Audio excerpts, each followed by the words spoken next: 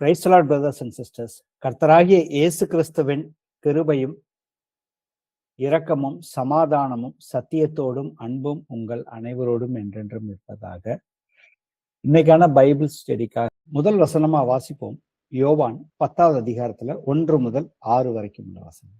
மெய்யாகவே மெய்யாகவே நான் உங்களுக்கு சொல்கிறேன், ஆட்டு தொழுவத்துக்குள் வாசல் வழியாய் பிரவேசியாமல் வேறு வழியாய் ஏறுகிறவன் கள்ளனும் கொள்ளைக்காரனுமாய் இருக்கிறான். வாசல் வழியாய் பிரவேசிக்கிறவனோ ஆடுகளின் மேய்ப்பனாய் இருக்கிறான்.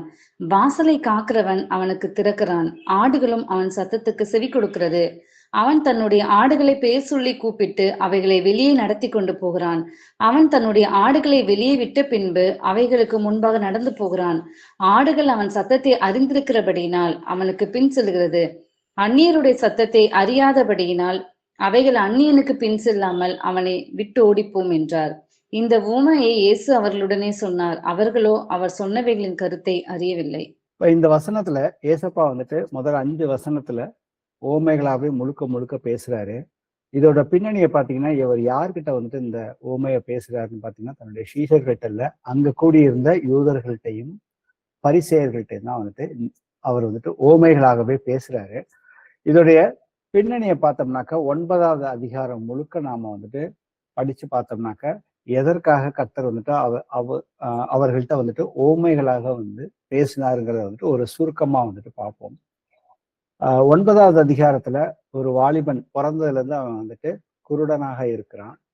அப்ப ஏசப்பா வந்து அவனுடைய கண்ணில் வந்துட்டு சேற்றை எடுத்து பூசி சீலோவாம் குளத்துல போய் நீ வந்துட்டு கழுவு அப்படின்னு சொல்றப்ப அவன் போய் கழுவுனதுக்கு அப்புறம் பாத்தீங்கன்னா மறுபடியும் அவனுக்கு பார்வை வந்துட்டு வந்துருச்சு. அவன் வந்து சுகமாகி விட்டான். ஸோ அதுக்கப்புறம் வந்துட்டு அவன் வந்துட்டு டெய்லி வந்துட்டு பிச்சை எடுக்கிறவன். அதனால வந்துட்டு அங்க போறவங்க வரவங்க அவங்க பக்கத்துல இருந்தவங்க எல்லோருக்குமே வந்துட்டு இவன் வந்து பிறந்ததுல இருந்து வாலிப வயது வரைக்குமே வந்து இவன் குருடனா தானே இருந்தான்.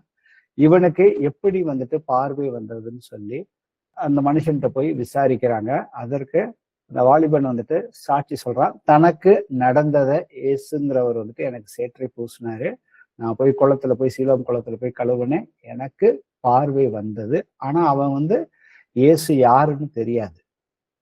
அவருடைய குரலை மாத்திரம்தான் வந்துட்டு கேட்டிருக்கான், வேற எதுவுமே வந்துட்டு தெரியாது. ஆனா இருந்த பொழுதும் தனக்கு நடந்த சம்பவத்தை அவன் வந்து அந்த இடத்துல வந்துட்டு சாட்சியா சொல்றாங்க. அப்ப அங்க இருக்கிறவங்களுக்கு வந்துட்டு அதை நம்பவும் முடியல. ஒரு குழப்பம் அடைஞ்சு பரிசேயர்கள்ட்ட கூட்டிட்டு போறாங்க. அங்க பரிசேயர்களும் வந்து அவனை விசாரிக்கிறாங்க. விசாரிக்கிறப்ப தனக்கு என்ன நடந்ததோ, ஏற்கனவே என்ன மற்றவங்கள்ட்ட சொன்னாங்களோ அதே விஷயத்தான் திருப்பி பரிசேயர்கள்ட்ட சொல்லும் பொழுது, அப்ப திருப்பியும் வந்துட்டு பரிசேயர்கள் மறுபடியும் கேட்கிறப்ப, இல்ல அவர் வந்துட்டு தீர்க்கதரிசி என்று நான் வந்துட்டு பார்க்கிறேன், அவர் தீர்க்கதரிசியா தான் இருக்கணும்னு சொல்லி முதல் தடவை அந்த வாலிபன் வந்து சொல்றாரு. அதுக்கப்புறம் பாத்தீங்கன்னா பெற்றோர்கிட்ட வந்துட்டு பேசுறாங்க. பெற்றோரும் வந்து சொன்னாங்க, இவன் வந்துட்டு பிறந்ததுல இருந்தே பார்வை இல்லாம தான் வந்து இருந்தான். ஆனா இப்ப அவனுக்கு வந்துட்டு பார்வை வந்துட்டு கிடைச்சது என்னமோ உண்மைதான். ஆனா மற்றபடி எப்படி அவனுக்கு கிடைச்சிச்சுன்னு சொல்லிட்டு அவங்க வந்துட்டு உண்மையை வந்துட்டு சொல்றதுக்கு பயந்துகிட்டாங்க. எதுக்குனாக்க அவங்கள வந்துட்டு ஜெப ஆலயத்துல இருந்து நீக்கி விடுவார்கள் என்ற பயத்தினால அவங்க வந்துட்டு, நீங்க அவன் வயது உள்ளவனாகவே இருக்கிறானே, அவங்ககிட்டயே நீங்க வந்துட்டு விசாரித்து கொள்ளுங்கள் அப்படின்னு வந்துட்டு சொல்றாங்க. அப்ப மறுபடியும் வந்துட்டு அவனை வந்துட்டு விசாரிக்கிறப்ப அந்த வசனத்தை வாசிப்போமே. யோவான் 9வது அதிகாரத்துல 30 முதல் 41 வரைக்கும். அதற்கு அந்த மனுஷன், அவன் என் கண்களை திறந்திருந்தும் அவர் எங்கே இருந்து வந்தவர் என்றும் நீங்கள் அறியாதிருக்கிறது ஆச்சரியமான காரியம். பாவிகளுக்கு தேவன் செவி கொடுக்கிறதில்லை என்று அறிந்திருக்கிறோம். ஒருவன் தேவபக்தி உள்ளவனாய் இருந்து அவருக்கு சித்தமானதை செய்தால் அவனுக்கு செவி கொடுப்பார். பிறவி குருடனுடைய கண்களை ஒருவன் திறந்தான் என்று உலகம் உண்டானது முதல் கேள்விப்பட்டதில்லையே. அவர் தேவனிடத்திலிருந்து வராதிருந்தால் ஒன்றும் செய்ய மாட்டாரே என்றான். அவர்கள் அவருக்கு பிரதியுத்தரமாக, முழுவதும் பாவத்தில் பிறந்த நீ எங்களுக்கு போதிக்கிறாயோ என்று சொல்லி அவனை புறம்பே தள்ளிவிட்டார்கள். அவனை அவர்கள் புறம்பே தள்ளிவிட்டதை இயேசு கேள்விப்பட்டு அவனை கண்டபோது, நீ தேவனுடைய குமாரனிடத்தில் விசுவாசமாய் இருக்கிறாயா என்றார். அதற்கு அவன், ஆண்டவரே, அவரிடத்தில் நான் விசுவாசமாய் இருக்கும்படிக்கு அவர் யார் என்றான். இயேசு அவனை நோக்கி, நீ அவரை கண்டிருக்கிறாய், உன்னுடனே பேசியிருக்கிறவர் அவர்தான் என்றார். உடனே அவன், ஆண்டவரே, விசுவாசிக்கிறேன் என்று சொல்லி அவரை பணிந்து கொண்டான். அப்பொழுது இயேசு, காணாதவர்கள் காணும்படியாகவும் காண்கிறவர்கள் குருடராகும்படியாகவும் நியாயத்தீர்ப்புக்கு நான் இந்த உலகத்தில் வந்தேன் என்றார். அவருடனே கூட இருந்த பரிசேயரில் சிலர் இவைகளை கேட்டபொழுது, நாங்களும் குருடரோ என்றார்கள். இயேசு அவர்களை நோக்கி, நீங்கள் குருடராய் இருந்தால் உங்களுக்கு பாவம் இராது. நீங்கள் காண்கிறோம் என்று சொல்லுகிறபடியினால் உங்கள் பாவம் நிலை நிற்கிறது என்கிறார். ஆமென். ஆமென். இந்த வசனத்துல பாத்தீங்கன்னா, அந்த பார்வையே இல்லாதவன் வந்துட்டு அவங்க பெற்றோரே வந்து பயந்திருந்த நிலைமையில முதல்ல கேட்டப்ப தீர்க்கதரிசியா நான் வந்துட்டு அவரை வந்துட்டு நான் நினைக்கிறேன்னு சொன்னான். ஆனா 2வது தடவை பாத்தீங்கன்னா அவனுக்கு இன்னமும் வந்துட்டு விசுவாசம் அதிகமாக வந்து பரிசேயர்களுக்கே வந்துட்டு வேதத்தை வந்துட்டு கற்றுக்கிட்டவங்க அந்த வேதத்தின்படி தன்னை வந்துட்டு மக்கள்கிட்ட இருந்து வேறுபடுத்தி பிரித்து கொண்டு நாங்க தான் வந்துட்டு எழுத்தின்படி வந்துட்டு தேவனையும் ஆராதிக்கிறோம், கீழ்ப்படுகிறோம் என்று சொல்கிற அந்த பரிசேயர்கள்ட்ட வந்துட்டு தைரியமா வந்துட்டு பேசுறான். ஒருவன் தேவ பக்தி உள்ளவனாக இருந்து அவருக்கு சித்தமானதை செய்தால் அவனுக்கு கர்த்தர் வந்துட்டு செவி கொடுப்பார் அப்படின்னு வந்து சொல்றப்ப அவங்க வந்துட்டு பரிசேயர்கள் அவனை கோவப்பட்டு அவனை வந்துட்டு புறந்தள்ளிடுறாங்க தேவாலயத்தை விட்டு. ஆனா அதற்கப்புறம் இயேசு அதை வந்துட்டு கர்த்தர் வந்துட்டு அதை கேள்விப்பட்டு அவனை தேடி போய் தன்னை வந்துட்டு வெளிப்படுத்துறப்ப வந்துட்டு இவர்தான் வந்துட்டு மேசியா கர்த்தர்னு வந்துட்டு முழுமையாக அவன் அறிந்து கொண்டு அதுக்கப்புறம் வந்துட்டு ஆண்டவரேன்னு சொல்லி அவரை வந்துட்டு பணிந்து கொண்டான்னு சொல்லி வசனத்தை பாக்குறோம். அதுக்கப்புறம் பாத்தீங்கன்னா கடைசியா சொல்றாரு, ஏன்னா பரிசேயர்களை பார்த்து என்ன சொல்றாரு, எங்களுக்கு எல்லாமே வந்துட்டு தெரியும்னு சொல்றீங்க, நீங்க குருடரா இருந்தா நான் பாவம் வந்துட்டு உங்களுக்கு இருக்காது, ஆனா எனக்கு எல்லாமே வேதம் முழுக்க எனக்கு வந்துட்டு தெரியும் அப்படின்னு சொல்லிட்டு, ஆனா வேதம் முழுக்க தெரிஞ்சிருந்தா நான் யாருங்கிறத நீங்க வந்துட்டு அறிந்து கொண்டு இருக்கீங்க.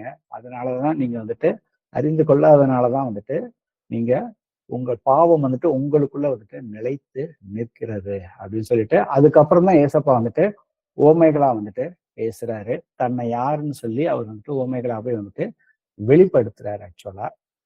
அப்ப பாத்தீங்கன்னாக்கா இந்த இடத்துல வந்துட்டு ஆடுகள்னு வந்துட்டு சொல்லியிருக்குது. ஆடுகள் அப்படிங்கிறதுக்கு முதல்ல வந்துட்டு நம்ம வசனத்தை வந்து பார்ப்போம். எசேக்கியேல்ல 34:31. என் மந்தையும் என் மேய்ச்சலின் ஆடுகளும் ஆகிய நீங்கள் மனுஷர், நான் உங்கள் தேவன் என்று கர்த்தராகிய ஆண்டவர் உரைக்கிறார் என்று சொல் என்றார். ஆமென். ஆமென். சோ மனுஷர்களை எல்லாரையுமே தான் வந்துட்டு கர்த்தர் வந்துட்டு ஆடுகள்னு வந்துட்டு இந்த வசனம் வந்து சொல்லுது. அதே போல இன்னொரு இடத்துல நிறைய இடத்துல நம்ம பழைய ஏற்பாடு புதிய ஏற்பாடு எல்லாமே பார்த்தோம்னா ஆடுகள்னாலே வந்துட்டு மனுஷர்களை தான் வந்துட்டு நிறைய இடத்துல வந்துட்டு குறிப்பிடுகிறார். சங்கீதம் 78:52 கூட வந்து தம்முடைய ஜனங்களை ஆடுகளை போல புறப்பட பண்ணி அவர்களை வனாந்தரத்திலே மந்தையை போல் கூட்டிக் கொண்டு போய் அப்படின்னு சொல்லிட்டு மோசையின் மூலமாக தன்னுடைய இஸ்ரவேல் ஜனங்களை அவ்வளவு பேர்த்தையுமே வந்து எகிப்துல இருந்து வந்துட்டு ஆடுகளை போல வந்துட்டு அவர் வந்துட்டு வனாந்தரத்துல வந்துட்டு கூட்டிட்டு வந்தாருன்னு சொல்லி நம்ம வந்துட்டு வசனத்தை வந்து பார்த்தோம். அப்ப கர்த்தர் வந்துட்டு முதல் 5 வசனத்துல ஓமைகளா பேசுனதற்கு அதற்குரிய விளக்கங்களையுமே வந்து பாத்தீங்கன்னாக்க 7வது வசனத்துல இருந்து 16வது வசனம் வரைக்கும் அதுல வந்துட்டு அதுக்குரிய விளக்கங்களையுமே வந்துட்டு கர்த்தர் வந்துட்டு கொடுத்திருக்கிறாரு. அதை குறித்து நம்ம டீட்டெயில்டா வந்துட்டு பார்க்கலாம். இப்போ வந்துட்டு யோவான்ல 10வது, ஏன்னா வேறு வழியாய் ஏறுகிறவன் கள்ளனும் கொள்ளைக்காரனுமாக இருக்கிறான்னு சொல்லி வசனம் வந்து முதல் வசனம் நாம பார்த்தோம். யோவான் 10ல 8வது வசனம், 10வது வசனம், 12வது வசனம், 13வது வசனத்தை வாசிப்போம். எனக்கு முன்னே வந்தவர்கள் எல்லாரும் கள்ளரும் கொள்ளைக்காரருமாய் இருக்கிறார்கள். ஆடுகள் அவர்களுக்கு செவி கொடுக்கவில்லை. திருடன் திருடவும் கொல்லவும் அழிக்கவும் வருகிறானே அன்றி வேறொன்றுக்கும் வரான். நானும் அவைகளுக்கு ஜீவன் உண்டாயிருக்கும் அது பரிபூர்ணப்படவும் வந்தேன். மேய்ப்பனாய் இராதவனும் ஆடுகள் தனக்கு சொந்தம் அல்லாதவனுமான கூலியால் ஓநாய் வருகிறதை கண்டு ஆடுகளை விட்டு ஓடி போகிறான்.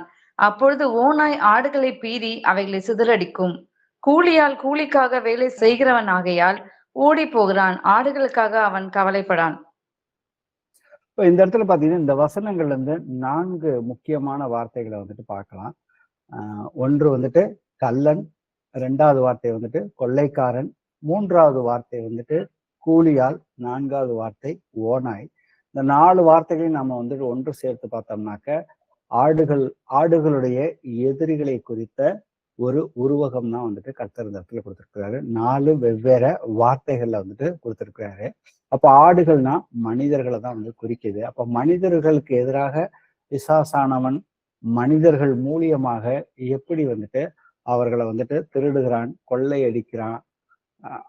அவர்கள் வந்து மனிதர்கள் வந்துட்டு பிசாசானவனுக்கு எப்படி வந்துட்டு கர்த்தருக்கு வந்துட்டு உண்மையா இருக்கிற மாதிரி கூலியாளா இருக்கிறான். அப்போ ஓனாய் வந்தா எப்படி வந்துட்டு அவன் வந்துட்டு எல்லா ஆடுகளையும் விட்டு ஓடி போறான் அப்படிங்கிறத குறிச்சுதான் வந்துட்டு இந்த இடத்துல வந்துட்டு எதிராளியாகிய பிசாசுனுடைய தந்திரங்கள், அவனுடைய செயல்பாடுகளை குறித்து நாம வந்துட்டு இன்னும் கொஞ்சம் வந்து ஒவ்வொரு வார்த்தைகளுக்கும் அவர்களுடைய செயல்பாடுகள் எப்படி இருக்கும் அப்படிங்கிறத முதல்ல நாம வந்துட்டு தெரிந்து கொள்ள வேண்டும்.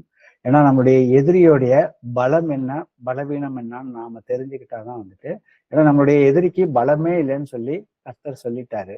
ஆனா இன்னமும் நாம வந்துட்டு அவன் வந்து பலம் உள்ளவனாக நாம நினைத்து கொண்டிருந்தால் நம்மளுடைய எண்ணங்களை வந்துட்டு தேவனுடைய வசனத்தின் மூலியமாக அதை வந்துட்டு மாற்ற வேண்டும்.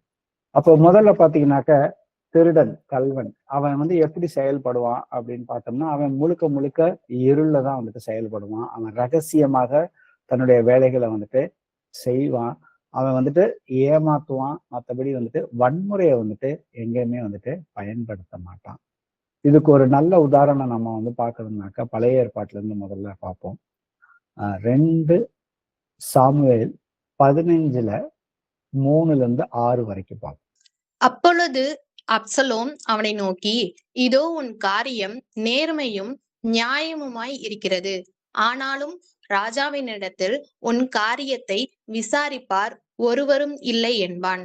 பின்னும் அப்சலோன், வழக்கு வியாஜ்யமுள்ளவர்கள் எல்லாரும் என்னிடத்தில் வந்து நான் அவர்களுக்கு நியாயம் செய்யும்படிக்கு என்னை தேசத்திலே நியாயாதிபதியாக வைத்தால் நலமாயிருக்கும் என்பான்.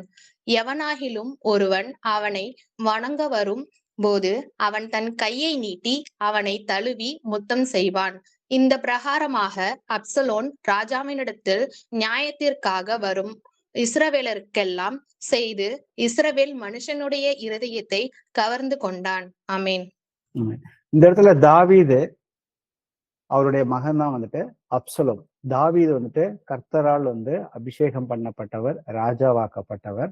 அவருடைய ராஜ்யத்தை வந்துட்டு பிடிக்கணும்னு முதல்ல வந்துட்டு அப்சலோம் முடிவு பண்ணதுக்கு அப்புறம் அவன் முதல்ல வந்துட்டு வேலை பார்த்தது ஜனங்கள் மத்தியில வந்துட்டு ஜனங்களை தன்னுடைய பக்கத்துல வந்துட்டு திருப்புவதற்காக அவர்கள்ட்ட வந்துட்டு தந்திரமாக போய் பேசின விஷயங்களை தான் அந்த வசனத்துல பண்ண அந்த 4 வசனத்துல நாம வந்துட்டு பார்த்தோம்.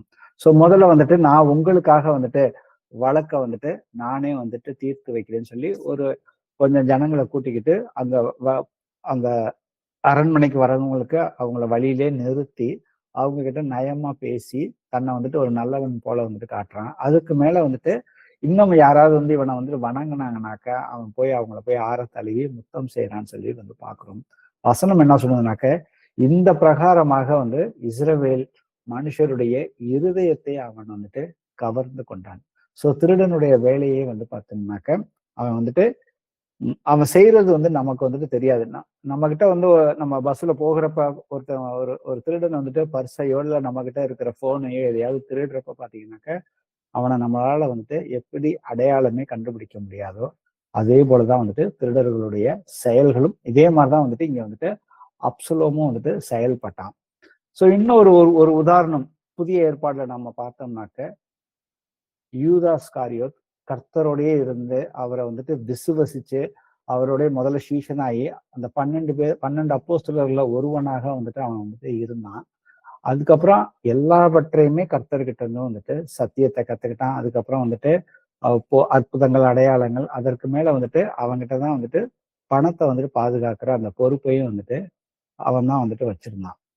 அப்ப உண்மையான சீஷனை போல வந்துட்டு அவன் வந்துட்டு நடித்து கொண்டிருந்தான்றதுதான் நம்ம வந்துட்டு பாக்குறோம். வாசிப்போமே யோவான்ல 12வது அதிகாரத்துல 5-6. இந்த தைலத்தை 300 பணத்துக்கு விற்று தரித்திரருக்கு கொடாமல் போனதென்ன என்றான். அவன் தரித்திரரை குறித்து கவலைப்பட்டு இப்படி சொல்லாமல், அவன் திருடன் ஆனபடினாலும் பணப்பையை வைத்துக் கொண்டு அதிலே போடப்பட்டதை சுமக்கிறவன் ஆனபடினாலும் இப்படி சொன்னான். ஆமேன். அப்ப அவனுக்கு வந்துட்டு அங்க வந்துட்டு மரியாள் வந்துட்டு இயேசு கிறிஸ்துவோடைய பாதத்துல வந்துட்டு அந்த தைலத்தை வந்துட்டு தடவி தன்னுடைய முடியினால வந்துட்டு சுத்தம் பண்றப்ப பாத்தீங்கன்னாக்க அவனுக்கு வந்துட்டு அங்க நடக்கிற சம்பவங்கள், அவனுக்கு வந்துட்டு அந்த தைலத்துடைய அதோடைய மதிப்பு மேலதான் வந்துட்டு அவனுக்கு வந்துட்டு கண்ணா இருந்துச்சு. அதுக்கு அடிப்படையா காரணம் பாத்தீங்கன்னாக்க அவன் தன்னுடைய பழைய வாழ்க்கையில வந்துட்டு திருடனாக இருந்தான். கர்த்தரை ஏற்றுக்கொண்டதுக்கு அப்புறம் பாத்தீங்கன்னாக்கா அவனால வந்துட்டு பழைய வாழ்க்கைக்கே தான் மறுபடியும் திரும்பணுங்கிற அந்த எண்ணம், அந்த பண ஆசை வந்துட்டு அவனை வந்துட்டு எப்படி பேச வச்சு, தன்னுடைய இருதயத்தின் நிறைவுனால தான் வந்துட்டு வாய் பேசுங்கிற மாதிரி பாத்தீங்கன்னாக்க அவன் அதற்கு பதில் வந்துட்டு தரித்திரத்திற்கு வந்துட்டு இதை வந்து விட்டு கொடுத்தோம்னாக்கா அவங்களுக்கு வந்துட்டு நலமாக இருக்குமே அப்படின்னு சொல்லிட்டு. ஆனா வசனம் சொல்லுது, அவன் வந்துட்டு அவங்களை குறித்து கவலைப்படல. அவனுடைய எண்ணம், அவனுடைய நோக்கம் எல்லாமே வந்துட்டு பணத்தை குறித்து தான் வந்து இருந்ததுன்றத நம்ம அந்த வசனத்துல வந்துட்டு பார்க்கிறோம். அதுக்கப்புறம் பாத்தீங்கன்னாக்க இயேசு கிறிஸ்து வந்துட்டு தான் வந்து கைது செய்யப்படுறதுக்கு முன்னாடி அந்த போஜனத்தின் போது வந்துட்டு ஏசப்பா சொல்றாரு, அவர் தன்னுடைய ஆவியில வந்து கலங்கி உங்கள ஒருவன் வந்து என்னை வந்துட்டு காட்டி கொடுக்க போறான் அப்படின்னு சொன்னப்ப அங்க இருக்கிற சீஷர்கள் எல்லாம் வந்துட்டு கொஞ்சம் கலங்கி யாருன்னு சொல்லி விசாரிக்கிறப்ப, அப்ப இந்த துணிக்கையை வந்துட்டு நான் யாருக்கிட்ட கொடுக்குறேனோ அவனே அப்படின்னு சொல்லிட்டு துணிக்கையை வந்து யூதாஸ்ட கொடுத்துட்டு, நீ செய்ய வேண்டிய காரியத்தை நீ போய் சீக்கிரமா போய் செய் அப்படின்னு வந்துட்டு ஏசப்பா வந்துட்டு இந்த இடத்துல வந்து சொல்றப்பையும் பாத்தீங்கன்னா அந்த இடத்துல வந்துட்டு அவனுக்கு வாய்ப்பு இருந்துச்சு. கர்த்தருக்கு எல்லாமே தெரியுதுங்கிறது யூதாசுக்கும் வந்து நன்றாகவே தெரியுது. ஆனா இருந்தாலும் வந்துட்டு அவனுக்குள்ள வந்துட்டு சாத்தான் வந்து புகுந்து விட்டான். முதல்ல வந்துட்டு சாத்தானுக்கு வந்து கதவை திறந்து வச்சான். அந்த திருடனாவே அவன் வந்து தொடர்ந்து இருந்தனால சாத்தானுக்கு முதல்ல வந்துட்டு தன்னுடைய இருதயத்தை வந்துட்டு திறந்து வச்சிருந்தான். அந்த நேரம் பார்த்து சாத்தான் வந்துட்டு உள்ள வந்துட்டு புகுந்துட்டான். வாசிப்போமே, யோவான்ல 13வது அதிகாரத்துல 29-30 வாசி. யூதாஸ் பணப்பையை வைத்துக் கொண்டிருந்தபடினால் அவன் போய் பண்டிகைக்கு தேவையானவைகளை கொள்ளும்படிக்காவது தரித்திரருக்கு ஏதாகிலும் கொடுக்கும்படிக்காவது இயேசு அவனுடனே சொல்லியிருப்பார் என்று சிலர் நினைத்தார்கள். அவன் அந்த துணிக்கையை வாங்கின உடனே புறப்பட்டு போனான். அப்பொழுது ராக்காலமாய் இருந்தது. ஆமாம். இப்போ இந்த இடத்துல வந்து கடைசி வார்த்தை பாத்தீங்கன்னா, அவன் கிளம்புனப்ப வந்துட்டு ராக்காலமாக இருந்ததுன்னு வந்துட்டு வசனம் வந்துட்டு சொல்லுகிறார். அப்ப ராக்காலத்தை குறிச்சு ஏசப்பா வந்துட்டு யோவான் 1 அதிகாரத்துல சொன்ன மாதிரி, ஒளி இருளிலே பிரகாசிக்கிறது, இருளானது அதை பற்றி கொள்ளவில்லை. சோ யூதாஸ் வந்துட்டு கர்த்தர் வந்துட்டு எல்லா வாய்ப்பையுமே வந்துட்டு கடைசி வரைக்குமே வந்து கொடுத்தாரு. ஆனா வந்துட்டு அவனுக்கு வந்துட்டு இருள தான் வந்துட்டு இருக்கணும்னு சொல்லி விருப்பப்பட்டு அந்த 30 வெள்ளி காசுக்காக ஆசைப்பட்டு கர்த்தரை வந்துட்டு காட்டி கொடுப்பதற்காக வந்துட்டு கிளம்பி போயிட்டான். அப்ப திருடன் வந்துட்டு எப்படி வந்துட்டு வேலை செய்கிறான்னாக்க எல்லாமே வந்துட்டு ரகசியமாக தான் வந்துட்டு செய்வான். அப்ப நாம வந்துட்டு இதுல இருந்து வந்துட்டு என்ன கற்றுக்கணும்னாக்க, நாம இன்னைக்கு கர்த்தரை வந்துட்டு சொந்த இரட்சகராக ஏற்றுக்கொண்டோம். அதே போல வந்துட்டு இன்னைக்கு சொந்த இரட்சகராக ஏற்றுக்கொண்டவர்கள் மத்தியிலும் வந்துட்டு வேற்றுமையான உபதேசங்களை வந்துட்டு யாராவது பேசும்பொழுதோ இல்ல நாம வந்துட்டு ஊடகங்கள் மூலியமாக யூடியூப் மூலியமாகவோ நாம அதே வசனங்களை வந்துட்டு வேற விதமாக கேட்கும் பொழுது பாத்தீங்கன்னாக்க நம்மளுடைய அது சில நேரத்துல வந்துட்டு அந்த வசனம் வந்துட்டு ஒத்து போகாம ஆவிக்குரிய ரீதியில வந்துட்டு ஒன்று சேராம மாம்சத்தின்படியே வந்துட்டு அந்த கண்ணோட்டத்துல பாக்குறப்ப பாத்தீங்கன்னாக்கா ரகசியமாக பிசாசானவன் வந்துட்டு நம்முடைய விசுவாசத்தை வந்துட்டு களவாடி கொண்டு போகிறாங்கிறதையும் நம்ம வந்துட்டு நிதானிக்கணும். சோ ஆவிக்குரியவர்களை போல சில பேர் வந்து பேசுறப்ப ஆவிக்குரியவர்களை போல வந்துட்டு தோன்றுவார்கள். ஆனா வந்துட்டு தேவனுடைய வார்த்தையின் மீதான மக்களின் நம்பிக்கையை வந்துட்டு எப்படிதான் வந்துட்டு திருடுறதுங்கிறத வந்து பார்ப்போம். ஏன்னா வேற்று மதத்தினர் வந்து பேசுறப்ப ஒன்றும் பிரச்சனையே கிடையாது நமக்கு. ஆனா வந்துட்டு இயேசு கிறிஸ்துவின் நாமத்தை வச்சுக்கிட்டு திருத்துவத்தை குறிச்சோ தேவன் ஒருவர் பிதாவை விட வந்துட்டு அவர் வந்துட்டு தாழ்ந்தவர் தான் கீழே அப்படிங்கிற மாதிரி பலவிதமான உபதேசங்கள் வந்துட்டு இருக்குது. ஸோ அதுல எல்லாம் நாம வந்துட்டு ஜாக்கிரதையாக வந்துட்டு இருக்க வேண்டும். ஏன்னா வந்துட்டு இவர்கள் வந்துட்டு வெளிப்படையாக யாரையுமே வந்துட்டு தாக்க மாட்டார்கள். ஆனா வசனத்தை வந்து திரித்து பேசுபவர்களாகவே வந்துட்டு இருப்பார்கள். நம்ம சபையில கூட வந்துட்டு இந்த மாதிரி வந்துட்டு நிறைய உதாரணங்களை வந்து நம்ம வந்துட்டு வீட்டு சபைகள்லயும் வந்துட்டு பார்க்க முடியுது. சில பேர் வந்துட்டு பெண் வாங்கி போனவங்களும் இருக்கிறாங்க, மறுபடியும் வந்தவங்களும் வந்துட்டு இருக்கிறாங்க. அப்ப நாம தான் வந்துட்டு முழு எச்சரிக்கையோட இருக்க வேண்டும். ரெண்டாவது வந்துட்டு கொள்ளைக்காரன் அப்படிங்கிறதுக்கு அந்த வார்த்தைக்குரிய வசனங்களை நாம வந்துட்டு சிந்திச்சு பார்ப்போம். அப்ப கொள்ளைக்காரன் அவனுடைய செயல்பாடுகள் எப்படி இருக்குனாக்க, நாம முதல்ல வந்துட்டு 2 சாமுவேல்ல 15வது அதிகாரம் முழுக்க நாம வந்து வாசிச்சு பார்த்தீங்கன்னு வச்சுக்கோனாக்க, முதல்ல வந்துட்டு அவன் வந்துட்டு திருடனை போல வந்துட்டு மக்களுடைய இருதயத்தை வந்துட்டு கவர்ந்து கொண்டிருந்தான். அதுக்கப்புறம் பார்த்தீங்கன்னாக்க நிறைய ஆலோசனைக்காரர்களோட வந்துட்டு ஆலோசனை பண்ணு படைபலத்தை வந்துட்டு எடுத்து அவங்க அப்பாவை தாவீதை வந்துட்டு கொலை செஞ்சு ராஜ்யபாரத்தை வந்துட்டு பிடிக்கணும்னு சொல்லி அவன் வந்துட்டு அதற்கான வேலைகள்ல வந்துட்டு இறங்கினப்ப தாவீது அதை கேள்விப்பட்டு அவர் வந்துட்டு அவனுக்கு மறைந்து வந்துட்டு அவர் ஊரை விட்டு வேற ஒரு இடத்துக்கு வந்துட்டு போகிறார். அப்ப கொள்ளைக்காரன் எப்படி வந்துட்டு வேலை செய்வான் அப்படிங்கிறது பாத்தீங்கன்னாக்கா, அவன் வந்துட்டு வன்முறையை வந்துட்டு பயன்படுத்துவான். வெளிப்படையாக தான் வந்துட்டு தாக்குதல் செய்வான். அவன் எதையுமே வந்துட்டு மறைந்திருந்து செய்ய மாட்டான். அதை நாம வந்துட்டு முதல்ல வந்துட்டு புரிந்து கொள்ள வேண்டும். சோ இதை குறித்து ஏசப்பா புதிய ஏற்பாட்டிலே வந்து சொல்லியிருப்பாரு. லூக்கா 10:30 வாசிப்போம். இயேசு பிரதியுத்தரமாக, ஒரு மனுஷன் எருசலேமில் இருந்து எரிகோக்கு போகையில் கள்ளர் கையில் அகப்பட்டான். அவர்கள் அவன் வஸ்திரங்களை உரிந்து கொண்டு அவனை காயப்படுத்தி குற்றுயிராக விட்டு போயினார்கள். ஆமென். இப்ப இந்த இடத்துல வந்துட்டு கள்ளர் கையில் அகப்பட்டவன் தான் சொல்லி ஆரம்பிக்குது. அவங்க முதல்ல வந்துட்டு அவங்ககிட்ட வந்துட்டு பிடுங்குறப்ப அவங்ககிட்ட வந்துட்டு பிடிங்கிட்டு அவனை வந்துட்டு விடல. யார்ட்டையாவது நம்ம கிட்ட யாராவது வந்து ஒரு பொருளை வந்துட்டு பிடுங்க வரப்ப நாம வந்துட்டு உடனே கொடுத்துட்டு போக மாட்டோம். நாமளும் வந்துட்டு போராடுவோம். அப்போ போராடும் பொழுது பாத்தீங்கன்னாக்கா அவனுடைய வஸ்திரங்களை உரித்து கொண்டு அவனை காயப்படுத்தி அவனை வந்துட்டு கொலை செய்கிற அளவுக்கு வந்துட்டு குற்றுயிராக வந்துட்டு விட்டு விட்டு போனார்கள் வந்துட்டு போட்டிருக்குது. அப்ப இதுதான் வந்துட்டு கொள்ளைக்காரனுடைய செயல்பாடுகளா வந்துட்டு இங்க வந்துட்டு இருக்கிறதுங்கிறத நாம வந்துட்டு நிதானித்து பார்க்க வேண்டும். யோவான் 18:40 வாசிப்போம். அப்பொழுது அவர்கள் எல்லாரும் இவனை அல்ல பரபாசை விடுதலை பண்ண வேண்டும் என்று மறுபடியும் சத்தமிட்டார்கள். அந்த பரபாஸ் என்பவன் கள்ளனாய் இருந்தான். ஆமென். இந்த இடத்துல யோவான்ல பாத்தீங்கன்னாக்க அந்த பரபாஸ் வந்துட்டு கள்ளனாக தான் இருந்தான்னு சொல்லி வசனம் வந்துட்டு இருக்குது. வாசிப்போமே. மார்க்கு 15:7. கலகம் பண்ணி அந்த கலகத்தில் கொலை செய்து அதற்காக கவலைப்பட்டவர்களின் பரபாஸ் என்னப்பட்ட ஒருவன் இருந்தான். அந்த பரபாஸ் வந்துட்டு ஒரு கல்வன் கிடையாது. இந்த வசனம் வந்துட்டு உறுதிப்படுத்துது. அவன் வந்து கலகத்துல வந்துட்டு கொலை செய்தவன் சொல்லி வந்துட்டு போட்டிருக்கு. தேசத்துக்கு எதிராக வந்துட்டு செயல்பட்டு அவன் வந்துட்டு ஒரு கலகத்துல ஈடுபட்டு அவன் வந்துட்டு கொலை செய்ததுனாலதான் வந்துட்டு அவனை வந்து காவல் பண்ணப்பட்டிருக்காங்க. ஏன்னா இந்த இடத்துல வந்துட்டு பிளாத்துக்கிட்ட வந்து இயேசு கிறிஸ்துவ வந்துட்டு முன்னாடி கொண்டு வந்து நிறுத்தினப்ப பிளாத்து வந்துட்டு அவங்களுடைய பண்டிகையின் போது வந்து ஒரு கைது செய்யப்பட்டவன் வந்துட்டு விடுதலை செய்யும் அவங்களுடைய வழக்கமாக இருந்தது. அப்போ பிளாத்து கேட்கிறாரு, இயேசு கிறிஸ்துவ வந்துட்டு விடுதலை செய்யலாம, இவர்கிட்ட வந்து நான் ஒன்னும் குற்றம் வந்து கண்டுபிடிக்கலைன்னு சொல்றப்ப அவங்க வந்துட்டு பரபாசை தான் வந்துட்டு விடுதலை பண்ண வேண்டும் அப்படின்னு சொல்லி வந்துட்டு அவங்க வந்துட்டு எல்லாருமே வந்துட்டு பிளாத்துக்கு வந்துட்டு அழுத்தத்தை வந்துட்டு கொடுக்குறாங்க. அப்ப அந்த பரபாஸ் பாத்தீங்கன்னாக்கா அவன் வந்துட்டு ஒரு கொலை செய்தவன். அதனாலதான் இந்த இடத்துல வந்து இன்னொரு இடத்துல வந்து பாத்தீங்கன்னாக்க இயேசு கிறிஸ்துவ வந்து வாசிப்போமே. மத்தேயு 27:38. அப்பொழுது அவருடைய வலது பக்கத்தில் ஒருவனும் அவருடைய இடது பக்கத்தில் ஒருவனுமாக 2 கள்ளர் அவரோட கூட சிலுவைகளில் அறையப்பட்டார்கள். ஆமென். அப்ப இந்த இடத்துல நாம வந்து இங்கிலீஷ் பைபிள்ல வாசிச்சாலும் சரி, தமிழ் பைபிள்ல வாசிச்சாலும் பாத்தீங்கன்னாக்க திருடர்கள் தான் வந்துட்டு இங்கிலீஷ்ல தீஃப்னு தான் வந்துட்டு போட்டிருக்குது. ஆனா வந்துட்டு ஒரு திருடினதுக்காக வந்துட்டு சிலுவையில வந்துட்டு ரோம ராஜ்யத்துல வந்துட்டு சிலுவை மரணம் தண்டனை வந்துட்டு கொடிய அது மாதிரி கொலை செய்து இராணுவ புரட்சி செய்து அரசாங்கத்துக்கு எதிராக வந்துட்டு மக்களை வந்துட்டு தூண்டி செயல்படுகிறவர்களுக்கு தான் வந்துட்டு அந்த மாதிரி கொடூரமான ஒரு தண்டனையை வந்துட்டு கொடுப்பாங்க.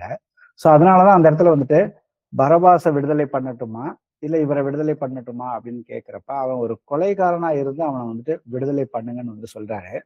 ஆனா நம்ம மூல பாஷையில போய் இயேசு கிறிஸ்து 2 திருடர்களுக்கு மத்தியில வந்துட்டு அவரு வந்து நிறுத்தப்பட்டாருன்னு சொல்லிதான் வந்து நம்ம இப்ப வாசிச்ச வசனத்துல இருக்குது. ஆனா மூல பாஷையில போய் நம்ம வந்து பாக்குறப்ப திருடனுக்கும் கொள்ளைக்காரனுக்கும் 2 கிரேக்க வார்த்தைகள் வெவ்வேறு வார்த்தைகள் இருக்கு. திருடனுக்கு வந்துட்டு கிளப்டோஸ்னு இருக்குது, கொள்ளைக்காரனுக்கு வந்துட்டு லெஸ்டஸ்னு வந்துட்டு 2 வார்த்தைகள் இருக்குது. ஆனா நம்ம மூல பாஷையில போய் பாக்குறப்ப லெஸ்டஸ் தான் வந்துட்டு அந்த வார்த்தையை வந்துட்டு பயன்படுத்தி இருக்குது. அந்த கர்த்தர் நடுவுலையும் 2 கொள்ளைக்காரர்களுக்கு மத்தியில தான் வந்துட்டு இருந்தார். ஏன்னா நமக்கு வந்துட்டு வசனம் வந்துட்டு ஏசாயா 53 நாம வந்துட்டு பார்த்தோம்னாக்க அவர் 53:12 வாசிச்சு பார்த்தோம்னாக்கா இயேசு கிறிஸ்து வந்துட்டு அவர் வந்துட்டு அக்கிரமக்காரர்களில் ஒருவராக எண்ணப்பட்டார்னு சொல்லி வசனம் வந்துட்டு இருக்குது. ஏன்னா வந்துட்டு நாம வந்துட்டு சில வார்த்தைகளுக்கு நாம வந்துட்டு தெளிவான ஒரு அர்த்தத்தை நாம வந்துட்டு தெரிஞ்சுக்கணும். ஏன்னா வந்துட்டு திருடினதுக்காக வந்துட்டு சிலுவையில அறையப்பட்டாங்க. ஏன்னா கர்த்தரை வந்துட்டு ஒரு அக்கிரமக்காரரில் ஒருவனாக தான் எண்ணப்பட்டார்னு சொல்லி வசனம் வந்துட்டு இருக்குது. அப்ப கொள்ளைக்காரனுடைய வேலை வந்துட்டு எப்படி இருக்கும் அப்படிங்கிறத நாம வந்துட்டு புரிஞ்சு கொள்ளலாம். சோ இன்னும் ஒரு சில எடுத்துக்காட்டுகள் நம்ம வந்து பைபிள்ல நம்ம பார்த்தோம்னாக்க, ஆலயத்துல வந்து தேவாலயத்துல வந்து அவங்க வந்துட்டு சுத்திகரிக்கிறப்ப ஏசப்பா வந்துட்டு சாட்டை கயிறு எடுத்து அங்க அந்த பொருட்களை அங்க வந்து பலிகளை வந்துட்டு விற்கிறவங்களை எல்லாம் வந்துட்டு அடிச்சு வந்துட்டு விரட்டிட்டு அவங்க வந்துட்டு என்ன சொல்றாருனாக்க, என்னுடைய வீடு சகல ஜனங்களுக்கு ஜெப வீடு எனப்படும் என்று எழுதி இருக்கு இல்லையா, மார்க்கு 11:7. நீங்களோ அதை கள்ளர் கொகையாக்கினீர்கள், த டென்ஸ் ஆஃப் ராபர்ஸ் அப்படின்னு சொல்லி போட்டிருக்குது. அப்ப இந்த இடத்துல பாத்தீங்கன்னாக்க, இவர்கள் வந்துட்டு அந்த பரிசேயர்கள் வந்துட்டு அதிகமான அங்க யூதர்கள் வந்துட்டு அதிகமான விலைக்கு வந்துட்டு மக்களை வந்துட்டு கொள்ளையடித்தார்கள், பணத்தை வந்துட்டு. அப்ப கொள்ளைக்காரனுடைய வேலை வந்து பாத்தீங்கன்னாக்க, நம்மளுடைய ஆவிக்குரிய ரீதியிலையும் வந்துட்டு நம்மளை வந்துட்டு திருடுவதற்கு அவன் எந்த ரூபத்திலையுமே எந்த லெவலுக்கும் வந்துட்டு அவன் வந்துட்டு போவான்னு சொல்லி நம்ம வந்து வசனத்துல பாக்குறோம். அதே போல வந்து கர்த்தர் வந்துட்டு இன்னொரு இடத்துல வந்துட்டு ஓமையா வந்துட்டு ஒரு ஒப்பீட்டுக்காக வந்துட்டு கர்த்தர் வந்துட்டு திருடனை போல வருவார் அப்படின்னு வந்து சொல்லியிருக்கிறப்ப பாத்தீங்கன்னாக்கா, அவருடைய வருகையானது வந்துட்டு மிகவும் ரகசியமாக இருக்கும். திருடன் எப்படி செயல்படுறானோ அதே மாதிரி ரகசியமா தான் இருக்கும் அவருடைய வருகை அப்படிங்கிறதையும் நாம வந்துட்டு வசனத்துல வந்துட்டு நாம வந்துட்டு பார்த்திருக்கிறோம். அப்ப இந்த கொள்ளைக்காரர்கள் என்ன செய்வாங்கன்னாக்க, கிறிஸ்தவர்களை வந்துட்டு நம்ம வந்துட்டு உலகம் முழுக்க நம்ம நியூஸ்ல பாக்குறோம், வடநாட்டுல பாக்குறோம், நம்ம நாட்டுல பாக்குறோம். கிறிஸ்தவர்களுக்கு ஒரு அமைதியான ஒரு, அவர்கள் எப்பொழுதுமே வந்துட்டு ஆதி முதல் இன்னைக்கு வரைக்கும் கர்த்தரோட சேர்ந்து இருப்பவர்களுக்கு எப்பொழுதுமே வந்துட்டு ஒரு வெளிப்புறமான போராட்டமும் வந்துட்டு இருக்குது. சோ அதுதான் வந்துட்டு கொள்ளைக்காரர்கள். பிசாசு வந்துட்டு திருடன் திருடவும் கொல்லவும் அழிக்கவும் தான் வருகிறான்னே சொல்லியிருக்கிறாரு. அப்ப அவன் எந்த ரூபத்துல எப்படி வேணா வருவான் அப்படிங்கிறத நாம இந்த வசனத்துல இருந்து நாம பார்த்தோம். அதுக்கு அடுத்தது வந்துட்டு 3வது வார்த்தை வந்துட்டு கூலியாள். அப்ப கூலியாள் வந்துட்டு எதற்காக அவன் வந்துட்டு வேலை செய்வான்? பணத்துக்காக மாத்திரம்தான் வந்துட்டு வேலை செய்வானே ஒழிய வேற எதற்காகவும் வந்துட்டு வேலை செய்ய மாட்டான். எந்த ஒரு பொறுப்பையுமே எடுத்துக்க மாட்டான். அதே போல ஆடுகளை குறிச்சும் மனுஷர்களை குறிச்சும், அப்போ ஒரு சபையில வந்துட்டு ஆடுகள் மனிதர்கள் சபையில வந்துட்டு விசுவாசிகள் இருக்கிறாங்க, சீஷர்கள் இருக்காங்கனாக்க, அந்த மெய்ப்பனானவன் வந்துட்டு தனக்கு ஒரு பிரச்சனை வந்துச்சுனாக்க விட்டுட்டு ஓடி போயிடுவான். அப்ப நம்மை நாமே வந்துட்டு நிதானிக்கணும். நம்ம இன்னைக்கு வந்து வீட்டு சபையில இருக்கோம். வீட்டு சபையில இல்லாதவர்கள் வெவ்வேறு சபைகள்ல இருந்து நாம வந்துட்டு வந்திருப்போம். இல்லை இன்னும் வந்துட்டு இந்த செய்தியை கேட்கிறவங்க வெவ்வேறு சபையில இருக்கிறவங்களா கூட இருக்கலாம். வசனத்தின்படி வந்துட்டு உங்களுக்கு போதிக்கிறவர்கள், உங்களுக்கு மூப்பர்களாக இருக்கிறவங்க, உங்களுக்கு பாஸ்டரா இருக்கிறவங்க வந்துட்டு எல்லா காரியங்களையும் அன்புக்கும் நற்கிரிகளுக்கும் நாம ஏவப்படுவதற்காக வந்துட்டு சபை கூடி வரதை வந்துட்டு அந்த முறையில் அந்த வசனத்தின்படி வந்துட்டு உங்களை எல்லாம் வழி நடத்துறாங்களா இல்லையாங்கிறத நம்மை நாமே நிதானித்து பார்க்க வேண்டும். கர்த்தர் வந்துட்டு கடைசியில அவர் வந்து வருகையின் போது நியாய தீர்ப்பு கொடுக்கும் பொழுது யோவான் 12:48 வந்துட்டு நம்மளை வந்துட்டு அவருடைய வார்த்தையின்படி தான் நம்மளை வந்துட்டு நியாய விசாரிப்பு வந்துட்டு செய்ய போகிறார். அப்ப கூலி ஆளுக்கு நல்ல ஒரு எக்ஸாம்பிள் பார்க்கணும்னாக்க, யூதால முதல் அதிகாரத்துல 11வது வசனம் வாசிப்போம். இவர்களுக்கு ஐயோ, இவர்கள் காயினுடைய வழியில் நடந்து பிழையாம் கூலிக்காக செய்த வஞ்சகத்திலே விரைந்தோடி கோரா எதிர்த்து பேசின பாவத்திற்குள்ளாகி கெட்டு போனார்கள். ஆமேன். இந்த இடத்துல பழைய ஏற்பாட்டுல பீலியாம குறிச்சு என்னாகமம் 22வது அதிகாரம் 23, 24 நீங்க வாசிச்சு பாத்தீங்கன்னாக்க, பீலியாம் வந்துட்டு ஒரு தீர்க்கதரிசியாக இருந்தான். ஆனா அவன் வந்துட்டு இஸ்ரவேல் ஜனங்களுக்கு எதிராக தீர்க்க தரிசனம் சொல்லணும் அப்படின்னு சொல்லி ராஜா வந்துட்டு அவனுக்காக வந்துட்டு பணம் கொடுத்து தீர்க்க தரிசனம் அவங்கள வந்து சபிக்கன்னு சொல்லி அவனை வந்துட்டு கூப்பிடுறப்ப, கர்த்தர்கிட்ட போய் உத்தரவு கேட்டுட்டு வரேன்னு சொல்லிட்டு அவன் முதல் தடவை கேட்கிறப்ப கர்த்தர் போக வேணாம்னு சொல்லிட்டாரு. இருந்தாலும் அவனுக்கு இன்னும் பணத்தை ஆசை அதிகமா காட்டினதுனால வந்துட்டு அவன் போகணும்னு முடிவு பண்ணிட்டு 2வது கர்த்தர்கிட்ட போய் கேட்கிறப்ப நீ போ அப்படின்னு வந்துட்டு அனுப்புறாரு. ஆனா அவன் போய் அங்க போய் தீர்க்க தரிசனம் சொன்னப்ப கர்த்தர் வந்துட்டு தீர்க்க தரிசனத்தையே வந்துட்டு அவன் வாயிலிருந்து வந்தப்ப அவர்கள் வந்துட்டு முழுக்க ஆசீர்வதிச்சான்னு போட்டிருக்குது.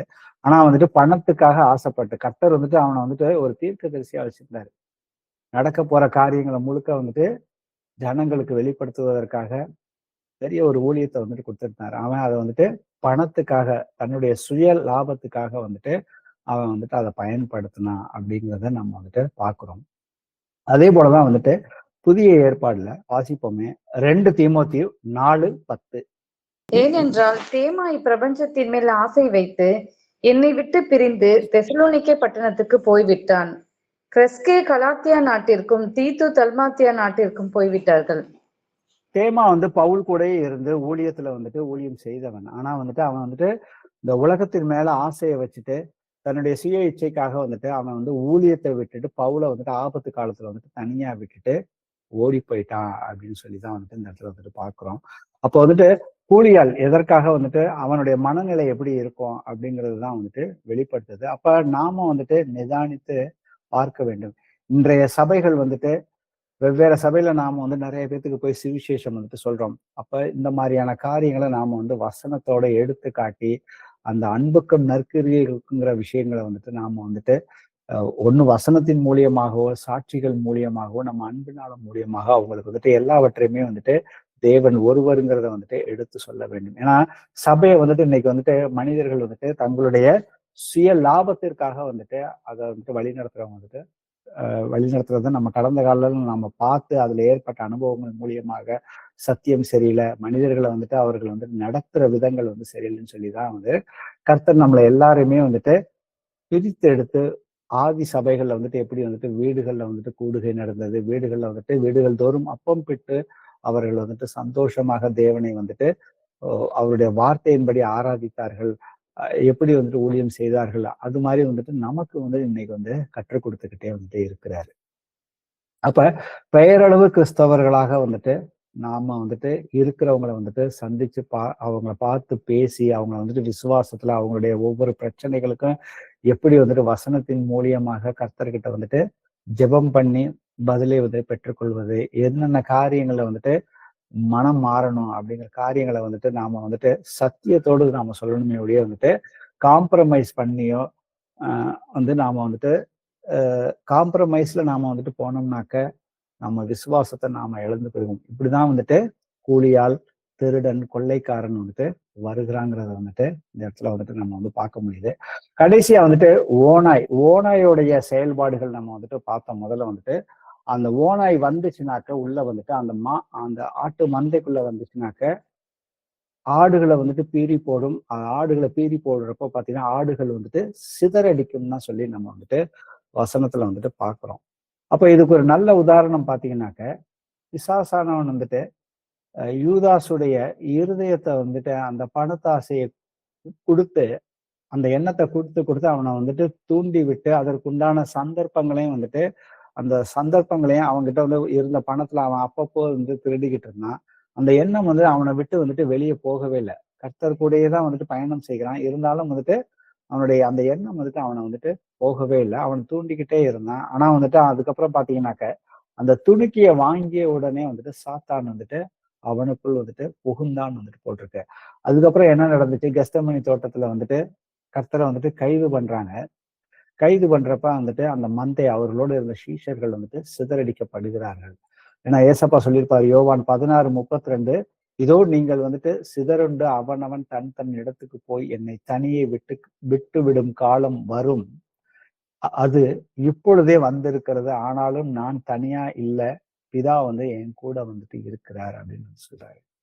அப்ப இந்த இடத்துல பாத்தீங்கன்னாக்க ஓநாய் வந்துட்டு அதோடைய செயல்பாடுகள் எப்படி இருக்கும் அப்படிங்கிறது தான் வந்துட்டு இந்த இடத்துல வந்துட்டு நாம வந்துட்டு உணர்ந்து கொள்ள வேண்டும். இதுக்கு வசனம் வந்துட்டு நம்ம புதிய ஏற்பாடுல பார்த்தோம்னாக்க கர்த்தர் வந்துட்டு ஏற்கனவே வந்துட்டு எச்சரிப்பா வந்து கொடுத்திருப்பாரு மலை பிரசங்கத்துல. மத்தேயு 7:15 வாசிப்போமே. கள்ள தீர்க்கதரிசிகளுக்கு எச்சரிக்கையாயிருங்கள், அவர்கள் ஆட்டுத்தோலை போர்த்து கொண்டு உங்களிடத்தில் வருவார்கள், உள்ளத்திலோ அவர்கள் பட்சிக்கிற ஓநாய்கள். ஆமேன். ஆமேன். அப்ப கள்ள தீர்க்கதரிசிகளுக்கு குறித்து நீங்க வந்துட்டு எச்சரிக்கையாக வந்துட்டு இருக்கணும்னு சொல்லியிருக்காரு. இன்னைக்கு வந்துட்டு உலகத்துல வந்துட்டு அநேக தீர்க்கதரிசிகள் தங்களை வந்துட்டு தீர்க்கதரிசிகள் கர்த்தருடைய ஊழியக்காரன்னு சொல்லிட்டு கர்த்தர் என்கிட்ட இப்படி பேசினாரு, எனக்கு இப்படி தரிசனம் கொடுத்தாருன்னு சொல்லி வேதத்தோட வந்துட்டு ஒத்து வராத காரியங்களை வந்துட்டு இன்னைக்கு வந்துட்டு நிறைய பேரை வந்துட்டு மக்களை வந்துட்டு அதை நம்ப வச்சு ஆசீர்வாதத்தை வந்துட்டு நிறைய வந்துட்டு போதிச்சு, அதே போல வந்துட்டு இந்தந்த காரியங்கள் இப்படி இப்படி நடக்கும்னு சொல்லி தனிப்பட்ட முறையிலே வந்துட்டு ஒவ்வொரு விசுவாசிகளுக்கு சொல்லி அவர்களை வந்துட்டு வஞ்சனையாக அவர்களை வந்துட்டு ஏமாத்தி கொண்டிருக்கிறார்கள். ஸோ கர்த்தர் வந்துட்டு ஏற்கனவே வந்துட்டு எச்சரிப்பை வந்துட்டு கொடுத்துட்டாரு. அவர்கள் வந்து எப்படி இருப்பார்கள்னாக்க ஓநாய்கள்னு தான் வந்துட்டு கர்த்தர் வந்து சொல்றாரு. ஸோ ஓநாய் வந்துட்டு உள்ள பூந்துச்சு அப்படின்னா, சபைக்குள்ள பூந்துச்சுனாக்கா அது வந்துட்டு அந்த சபையே வந்துட்டு சிதறடிக்கும். ஸோ இதைதான் வந்துட்டு அப்போஸ்தலன் பவுலும் வந்து சொல்லியிருப்பாரு. அப்போஸ்தலர் 20 29 30 வாசிப்போம். நான் போன பின்பு மந்தையை தப்ப விடாத கொடிதான ஓநாய்கள் உங்களுக்குள்ளே வரும். உங்களிலும் சிலர் எழும்பி சீஷர்களை தங்களிடத்தில் இழுத்துக் கொள்ளும்படி மாறுபாடானவைகளை போதிப்பார்கள் என்று அறிந்திருக்கிறேன். ஆமென். ஆமென். ஸோ இந்த வசனத்தின்படி இன்றைய காலகட்டத்துல நமக்கு வந்துட்டு சபைகளுக்குள்ள வந்துட்டு நடக்கிற விஷயங்களை வந்துட்டு நமக்கு சில அனுபவங்கள் இருக்கலாம். பழைய சபையில இருக்கலாம், இப்ப இருக்கிற இடத்துலயே வந்துட்டு கூட நம்ம வந்துட்டு நமக்கு இந்த அனுபவங்கள் இருக்கு. சில பேர் வந்துட்டு பின்வாங்கி போனவர்கள், அவர்களுடைய செயல்பாடுகள் வந்துட்டு எப்படி இருக்குது, எப்படியாவது வந்துட்டு சீஷர்களுடைய விசுவாசத்தை வந்துட்டு அவங்க வந்துட்டு திருடுவதற்காக, அவங்க வந்து தங்களுக்கு வந்துட்டு இழுத்து கொள்வதற்காக வந்து பாத்தீங்கன்னாக்க வசனத்தை வச்சே வந்துட்டு தவறாக வந்துட்டு போதிக்கிறவங்களும் இருக்கிறாங்க, வசனத்தை வச்சு குறை சொல்லுகிறவர்களும் இருக்கிறதையும் நாம வந்துட்டு பார்க்கிறோம்.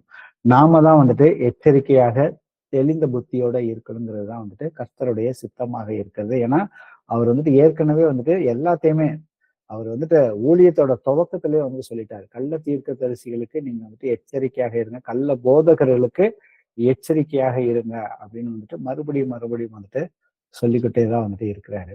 சோ நம்மளுடைய எதிராளி எப்படி வந்துட்டு செயல்படும், அவனுடைய குணாதிசயங்கள் என்ன, அவனுடைய செயல்பாடுகள் எப்படி இருக்கும் அப்படிங்கிறத வந்துட்டு கர்த்தர் வந்து சொல்லியிருக்காரு. அதனாலதான் வந்துட்டு அவன் வந்துட்டு ஆட்டு தொழுவத்துக்குள்ள வந்து பாத்தீங்கன்னாக்கா ஆனா ஆட்டு தொழுவத்துல அப்ப இஸ்ரேல்ல பாத்தீங்கன்னா ஆட்டு தொழுவத்துல வந்துட்டு 4 பக்கத்துல பாத்தீங்கன்னா ஒரே ஒரு வந்துட்டு வாசல் மாத்திரம்தான் வந்துட்டு இருக்கும். அந்த வாசல் வழியா தான் வந்துட்டு அந்த ஆட்டோட மேய்ப்பன் வந்துட்டு உள்ள நுழைவான். ஆனா வேறு வழியாக வர எல்லோருமே பாத்தீங்கன்னாக்க கள்ளனும் கொள்ளைக்காரனுமாக தான் வந்துட்டு இருப்பான்னு சொல்லி நம்ம வந்துட்டு ஆரம்பத்துல வந்து பார்ப்போம். அதுக்கப்புறம் யோவான்ல வாசல் வழியாய் 10:2 பாத்தீங்கன்னா வாசல் வழியாய் பிரவேசிக்கிறவனே ஆடுகளின் மெய்ப்பனாக இருக்கிறான்னு சொல்லி நம்ம வந்துட்டு வசனத்தை வந்து பார்க்கிறோம். அப்ப கர்த்தர் வந்துட்டு இதுக்குரிய விளக்கத்தையுமே பாத்தீங்கன்னாக்க யோவான் 10:7-9 வாசிப்போம். ஆதலால் இயேசு மறுபடியும் அவர்களை நோக்கி, நானே ஆடுகளுக்கு வாசல் என்று மெய்யாகவே உங்களுக்கு சொல்லுகிறேன். நானே வாசல், என் வழியாய் ஒருவன் பிரவேசித்தால் அவன் ரட்சிக்கப்படுவான், அவன் உள்ளும் புறமும் சென்று மேய்ச்சலை கண்டடைவான். அப்ப இந்த இடத்துல பாத்தீங்கன்னாக்க கர்த்தர் சொல்றாரு, அந்த மெய்ப்பெண் வந்துட்டு நான் தான் அப்படிங்கிறதையும் சொல்றாரு. அதுக்கப்புறம் நானே ஆடுகளுக்கு வாசல் என்று மெய்யாகவே உங்களுக்கு சொல்லுகிறேன்னு சொல்றாரு. அப்ப ஒருவன் வந்துட்டு அப்ப நானே ஆடுகளுக்கு வாசல், என் வழியாய் ஒருவன் உள்ளே நுழைந்தால் அவன் வந்துட்டு ரட்சிக்கப்படுவான். இயேசு ஒருவர் மாத்திரம்தான் வந்துட்டு ரட்சிப்புக்கு வழி. ஏன்னா மனிதருடைய கர்த்தர் வந்துட்டு மனிதனை வந்துட்டு எப்படி தன்னுடைய சாயலா படைச்சாரு, ஆவி ஆத்துமா சரீரம். மனிதன் வந்து பாவம் செய்து மாம்ச சிந்தையினால வந்துட்டு அவனுடைய ஆவி வந்துட்டு கர்த்தரை விட்டு விலகி இருந்துச்சு.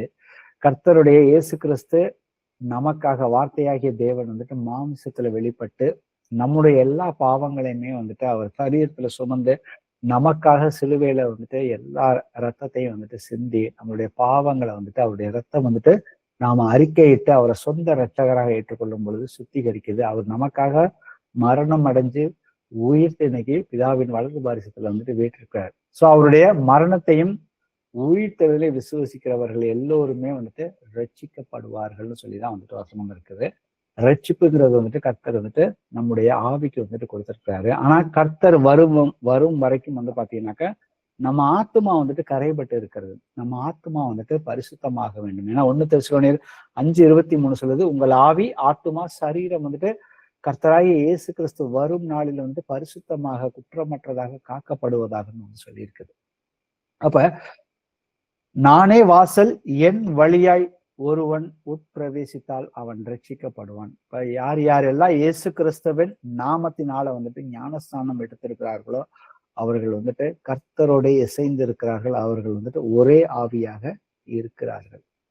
அப்ப நாம வந்துட்டு இன்னைக்கு வந்துட்டு அநேக சபைகள்ல வெவ்வேறு விதமான வந்துட்டு ஞானஸ்தானத்தை குறிச்ச போதனைகளோ, ஞானஸ்தானத்திலே வெவ்வேறு டினாமினேஷன்ல வெவ்வேறு விதமாக குழந்தை ஞானஸ்தானம், தெளிப்பு ஞானஸ்தானம் சொல்லி நிறைய விதமான ஞானஸ்தானங்கள் வந்துட்டு இருக்குது. இதெல்லாம் பாத்தீங்கன்னாக்க மனிதர்கள் அவர்களுடைய சொந்த லாபத்திற்காகவோ இல்ல அவர்களுடைய தவறான புரிதலின் மூலியமாகவோ அவங்க வந்துட்டு எதையோ ஒண்ணு துவக்கத்துல நம்பினதா அதை கடைசி வரைக்கும் அதுல இருந்து எதையுமே நம்ம வசனத்துக்கு ஏற்ற மாதிரி மாத்திக்க கூடாது.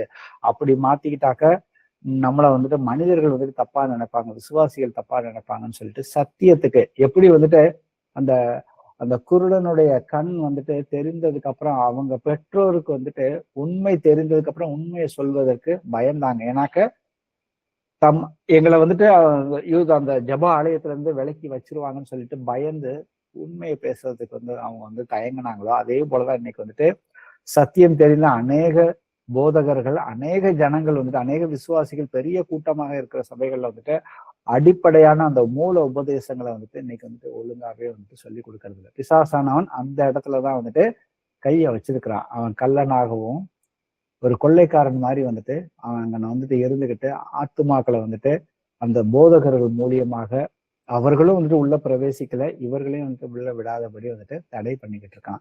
அப்ப அவங்க வந்துட்டு விசுவாசிகள் மேல வந்துட்டு அவருடைய அதிகாரத்தையும் அவர்களுடைய அந்த பயத்தையுமே வந்துட்டு உண்டு பண்ணி அவர்களோடய வந்துட்டு கர்த்தரோட போய் இணைக்காம அவர்கள் தங்களுக்கு கீழ்ப்படிந்திருக்கணும்னு சொல்லி அங்க வந்துட்டு அவர்களை வந்துட்டு ஒரு கட்டுக்கோப்பா வந்துட்டு அவர்களை வந்துட்டு வச்சிருக்காங்க. ஆனா ஏசப்பா சொல்றாரு, நானே ஆடுகளுக்கு வழின்னு வந்துட்டு சொல்றாரு. அப்ப வேறு வழியா யாராவது வராங்களா? ஆனா கர்த்தர் வந்துட்டு நேர் வழியில தான் வந்தாரா அப்படின்னு பாத்தீங்கன்னாக்க கர்த்தர் வந்துட்டு குழந்தையா ஏசையா 9:6 வந்துட்டு அவர் வந்துட்டு குழந்தையா வந்துட்டு பிறப்பார். அதுக்கப்புறம் குமாரனா இருந்து நமக்காக வந்துட்டு பலிகளை நமக்காக வந்துட்டு பாடுபடுவார், அவர் தான் நித்திய பிதான்னு சொல்லி தீர்க்க தரிசனமே ஏற்கனவே வந்துட்டு சொல்லப்பட்டது. எரேமியா 23:5 பாத்தீங்கன்னாக்கா அவர் வந்து எப்படி வருவார்னு சொல்லியிருக்குது, தாவீதின் வம்சத்துலதான் வருவாரு. ஏன்னா தாவீதுக்கு ஒரு நீதி உள்ள கிளையை எழுப்ப பண்ணுவேன், அவர் ராஜாவாக இருந்து ஞானமாய் ராஜரீகம் பண்ணி பூமியிலே நியாயத்தையும் நீதியையுமே நடப்பிப்பார். அதுக்கப்புறம் பாத்தீங்கன்னா 2வது தீர்க்க தரிசனம் நம்ம பார்த்தோம்னாக்க மீகால 5:2 அவர் வந்து பெத்லெஹேம்ல தான் வந்துட்டு அவர் வந்துட்டு பிறக்க வேண்டும் சொல்லி அந்த தீர்க்க தரிசனமும் வந்துட்டு அவர் பெத்லெஹேம்ல பிறந்தது நிறைவேறினது. அதுக்கப்புறம் பாத்தீங்கன்னா ஏசையா 7:14 பாத்தீங்கன்னாக்க ஒரு கன்னிகை கர்ப்பவதியாகி ஒரு குமாரனை பெறுவாள், அவருக்கு இம்மானுவேல் என்று பெயரிடுவாள். அப்ப அந்த தீர்க்க தரிசனமும் வந்துட்டு சரியா வந்துட்டு நிறைவேறினது. அப்ப பாத்தீங்கன்னா இயேசு கிறிஸ்துவ குறித்து சொன்ன தீர்க்க தரிசனங்கள் அவர் வந்துட்டு எதையுமே வந்துட்டு ரகசியமாகவே வந்துட்டு செய்யல. எல்லாவற்றையுமே வந்துட்டு கர்த்தர் வந்துட்டு முன்ன அறிவித்து விட்டுதான் வந்துட்டு அவர் வந்துட்டு பின்னாடி வந்துட்டு அந்த வாசல் வழியாக தான் வந்துட்டு அவர் வந்துட்டு இந்த உலகத்துக்குள்ளே வந்துட்டு நுழைந்தார்னு சொல்லி நம்ம வந்து பாக்குறோம். அப்ப கர்த்தர் சொல்றாரு, எனக்கு முன்னே வந்தவர்கள் எல்லோருமே வந்து கள்ளர்களும் கொள்ளைக்காரர்களுமாக தான் வந்துட்டு இருக்கிறீங்கன்னு வந்து சொல்றாரு. அப்ப பழைய ஏற்பாட்டுல பாத்தீங்கன்னா கர்த்தர் வந்துட்டு தன்னுடைய ஜனங்களை வந்து நிறைய பேர் வந்துட்டு வழி நடத்த முயற்சி பண்ணாங்க. ஆனா வந்து கர்த்தர் வந்து சில பேர்த்த மட்டும்தான் வந்துட்டு தெரிந்து கொண்டு வந்துட்டு அவங்கள வந்துட்டு வழி நடத்துவதற்கு மெய்ப்பர்களாக வந்துட்டு மூப்பர்களாகவும் மெய்ப்பர்களாகவும் வந்துட்டு அங்க வந்து வச்சிருந்ததை நம்ம வந்துட்டு பார்க்க முடியுது. அது குறிப்பா பாத்தீங்கன்னாக்க மோசேய வந்துட்டு அவர் வந்துட்டு அழைக்கிறாரு. அதற்கப்புறம் வந்துட்டு சவுலை வந்துட்டு தெரிந்து கொள்றாரு. ஆனா வந்துட்டு சவுலை வந்துட்டு முதல் ராஜாவா தெரிந்து கொள்றாரு. அவன் வந்து கர்த்தருக்கு சித்தமானதுபடி செய்யாதனால கர்த்தர் வந்துட்டு அவனை வந்து தள்ளி விட்டாரு. அதற்கப்புறம் வந்துட்டு தாவீதை வந்துட்டு எப்படி தெரிந்து கொள்கிறாருன்னு பாத்தீங்கன்னாக்க தாவீது ஆட்டு தொழுவத்திலிருந்து சங்கீதம் 70 வரைக்கும் நம்ம வந்து வாசிச்சு பார்த்தோம்னாக்கா தாவீதை வந்து எங்க இருந்து தெரிந்து கொள்கிறார்னாக்கா ஆட்டு தொழுவத்திலிருந்து வந்துட்டு தெரிந்து கொள்கிறார். அவனை தெரிந்து கொண்டு அவனை வந்துட்டு தம்முடைய ஜனமாகிய யாக்கோபை தம்முடைய சுதந்திரமாகிய இஸ்ரவேலை மேய்ப்பதற்காக அழைத்து கொண்டு வந்தார். தாவீது எப்படி செயல்பட்டானா, இவன் அவர்களை தன் இருதயத்தின் உண்மையின்படியே மேய்த்து தன் கைகளின் திறமையினால் அவர்களை நடத்தினான்னு வந்துட்டு சொல்லியிருக்குது. அப்ப பழைய ஏற்பாட்டுல வந்துட்டு எவ்வளவு வந்துட்டு ஒரு சாதாரண மனுஷனா இருந்தாலும் அவன் வந்துட்டு தன்னுடைய இருதயத்தின் உண்மையின்படிதான் வந்துட்டு நடத்தினான். மனிதர்களை வந்துட்டு அவன் வந்துட்டு கர்த்தர்கிட்ட என்ன நீதியும் நியாயமுமாக தான் வந்துட்டு நடத்தினான். அவனுடைய திறமைகளை முழுக்க அவனுக்கு உண்டானவைகளை எல்லாவற்றையுமே வந்துட்டு கர்த்தருக்காக வந்துட்டு ஒப்பு கொடுத்தான். ஒப்பு கொடுத்து எல்லாவற்றையுமே வந்து கிருகையில தன்னுடைய விசுவாசத்தை வந்துட்டு காண்பித்தான்னு சொல்லி வந்து பார்த்திருக்கோம்.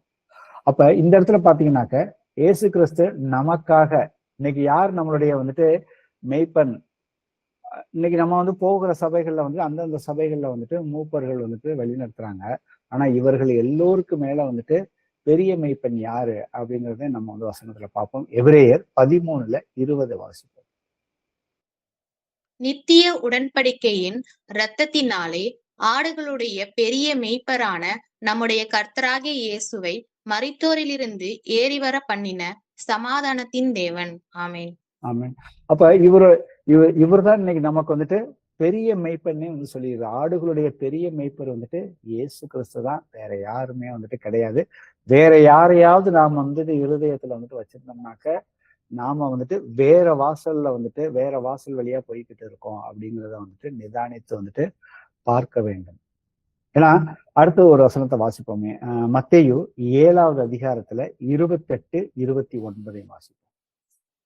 இயேசு இந்த வார்த்தைகளை சொல்லி முடித்த போது அவர் வேத பாரகரை போல் போதியாமல் அதிகாரமுடையவராய் அவர்களுக்கு போதித்தபடியால் ஜனங்கள் அவருடைய போதகத்தை குறித்து ஆச்சரியப்பட்டார்கள். ஆமென். இந்த இடத்துல நல்லா கவனிச்சுக்கனாக்கா அதிகாரம் உடையவராய், அப்ப ஆட்டு தொழுவத்தின் மேல வந்துட்டு மெய்ப்பனுக்கு மாத்திரம்தான் வந்துட்டு முழு அதிகாரம் இருக்கும். அப்ப கர்த்தர் வந்த வாசல் பாத்தீங்கன்னாக்க அவர் தீர்க்க தரிசனத்தின் வழியாக முன் சொல்லப்பட்ட வசனங்கள் ஒவ்வொரு வசனங்களும் வந்துட்டு முழுமையாக கர்த்தருக்குள்ள வந்துட்டு நிறைவேறினது. அப்ப அதனாலதான் அவருடைய போதனையும் பாத்தீங்கன்னாக்கா அவர் அதிகாரம் உடையவராக வந்துட்டு போதித்தார். ஏனெனில் அவர் வந்துட்டு வாசல் வழியாக வந்த உரிமையாளர். ரைட்டுங்களா? அப்ப நமக்கு வந்துட்டு பெரிய மெய்ப்பெண் வந்துட்டு கர்த்தராகிய இயேசு கிறிஸ்து. வேற எதையாவது நம்மளுடைய இருதயத்துல நாம வந்துட்டு உலக பிரகாரமாக எதையாவது நாம வந்துட்டு அவரை தவிர முதலிடம் கொடுக்காம வச்சிருந்தோம்னாக்க அதை வந்துட்டு நாம வந்துட்டு முழுமையாக வந்து இன்னைக்கு வந்துட்டு கர்த்தர்கிட்ட ஒப்பு கொடுத்து அவரோட வந்துட்டு ஒப்புரவாக வேண்டும். ஏன்னா நாம இன்னைக்கு நிறைய பேர்த்த வந்துட்டு வழி நடத்துறோம். நாம நிறைய பேர்த்துக்கு சுவிசேஷம் சொல்றோம். அவங்க கர்த்தரை ஏற்றுக்கொண்டு வந்ததுக்கு அப்புறம் பாத்தீங்கன்னாக்க அவரை வந்துட்டு கர்த்தர்கிட்ட இயேசுகிட்ட வந்துட்டு நாம வந்துட்டு வழி நடத்துறோமா இல்லையாங்கிறத நாமே வந்துட்டு நிதானித்து பார்க்க வேண்டும். எந்த ஒரு பிரச்சனையும் வந்தாலுமே வந்துட்டு அவர்கள் வந்துட்டு மனுஷர்களை நம்மளையே வந்துட்டு முழுமையாக நம்பி இருக்காம துவக்கத்துல வந்துட்டு அவங்களுக்கு கை கொடுத்து எப்படி ஜெபம் செய்ய வேண்டும், அவங்க பிரச்சனைகளுக்கெல்லாம் வந்துட்டு என்னென்ன வசனங்கள் இருக்குதுன்னு சொல்லி கர்த்தருடைய எல்லாமே வந்துட்டு இயேசு கிறிஸ்துவின் நாமத்தினால மாத்திரம்தான் வந்துட்டு நாம வந்துட்டு செய்ய வேண்டும். ரைட்டுங்களா? அப்ப நாம வந்துட்டு அவர்கள் வந்துட்டு கர்த்தர் அவர் வந்துட்டு உங்களுக்குள்ள இருக்கிறார், அவருடைய ஆவியானவர் உங்களுக்குள்ள இருக்கும் பொழுது அவர்கிட்ட நீங்க வந்துட்டு உறவை வந்துட்டு பலப்படுத்தணும். அதற்கான வழிகளை நாம வந்துட்டு கை கொண்டு நாம வந்துட்டு அவர்களுக்கு வந்து கற்றுக் கொடுக்க வேண்டும். அதுக்கு அடுத்த வசனம் நாம வந்து வாசிப்போம். யோவான்ல 10:11. நானே நல்ல மேய்ப்பன் ஆடுகளுக்காக தன் ஜீவனை கொடுக்கிறான். ஆமீன். சோ நம்ம ஓமையில வந்துட்டு பார்த்தோம், வாசல் வழியாக வரவன் தான் வந்துட்டு மெய்ப்பெண்ணு வந்து பார்த்தோம். இந்த இடத்துல வந்துட்டு அந்த வாசல் யாரு? கர்த்தராகிய இயேசு கிறிஸ்து. அவர் நமக்காக தான் வந்துட்டு இன்னும் மரித்தார், அடக்கம் பண்ணப்பட்டார், உயிர்த்தார். அவர் வழியாக தான். ஏன்னா தேவன் ஒருவரே, தேவனுக்கும் மனுஷனுக்கும் மத்தியஸ்தரும் ஒருவரே, அவர் வந்துட்டு இயேசு கிறிஸ்து தான். சோ நமக்கும் தேவனுக்கும் வந்துட்டு பாவத்தின் மூலியமாக பெரிய ஒரு இடைவெளி வந்துட்டு இருந்துச்சு.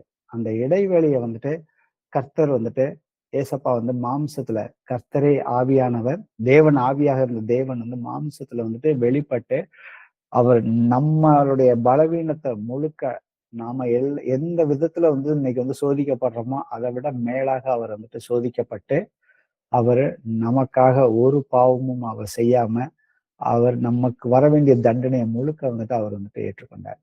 சோ அதுதான் வந்துட்டு அவருடைய கிருபை. ஆக்சுவலா அந்த கிருபையினால வந்துட்டு நாம வந்துட்டு பிதாவோட அவருடைய கிருபாசனத்துக்கு முன்னாடி, ஏன்னா இன்னைக்கு வந்துட்டு யாரு இயேசு கிறிஸ்துவ சொந்த இரட்சகராக ஏற்றுக்கொண்டோமோ அவர்களை எல்லோரையுமே வந்துட்டு கர்த்தர் உன்னதங்களிலே அவரோட கூட ஒரே ஆவியிலே வந்துட்டு உட்கார வைத்திருக்கிறார். எப்பொழுதுனாக்க நாம வந்துட்டு கர்த்தரோட ஒரே ஆவியில இசைந்து இருக்கும் பொழுது, ஜபத்துல இருக்கும் பொழுது நாம வந்துட்டு பரலோகத்தின் குடிமக்கள் அப்படிங்கறதுதான் வந்துட்டு நமக்கு வேத வசனங்கள் வந்துட்டு சொல்லுது. நம்மளுடைய குடியிருப்போ பரலோகத்துல வந்துட்டு இருக்குதுன்னு சொல்லியிருக்காரு. நாம வந்துட்டு இந்த உலகத்துல பூமியில வாழ்கிற வாழ்க்கையை வந்துட்டு பாத்தீங்கன்னாக்கா நாம வந்துட்டு பூமிக்கு வந்துட்டு ஒரு தூதர்களாக தான் வந்துட்டு இருந்திருக்கிறோம். அப்ப இங்க இருக்கிற மக்களை எல்லாரையுமே நாம வந்துட்டு கர்த்தரோட நீங்க வந்துட்டு தேவனோட வந்துட்டு ஒப்புரவாக வேண்டும். அதற்கு நம்முடைய பாவங்கள் வந்துட்டு தடையாக இருக்கிறது.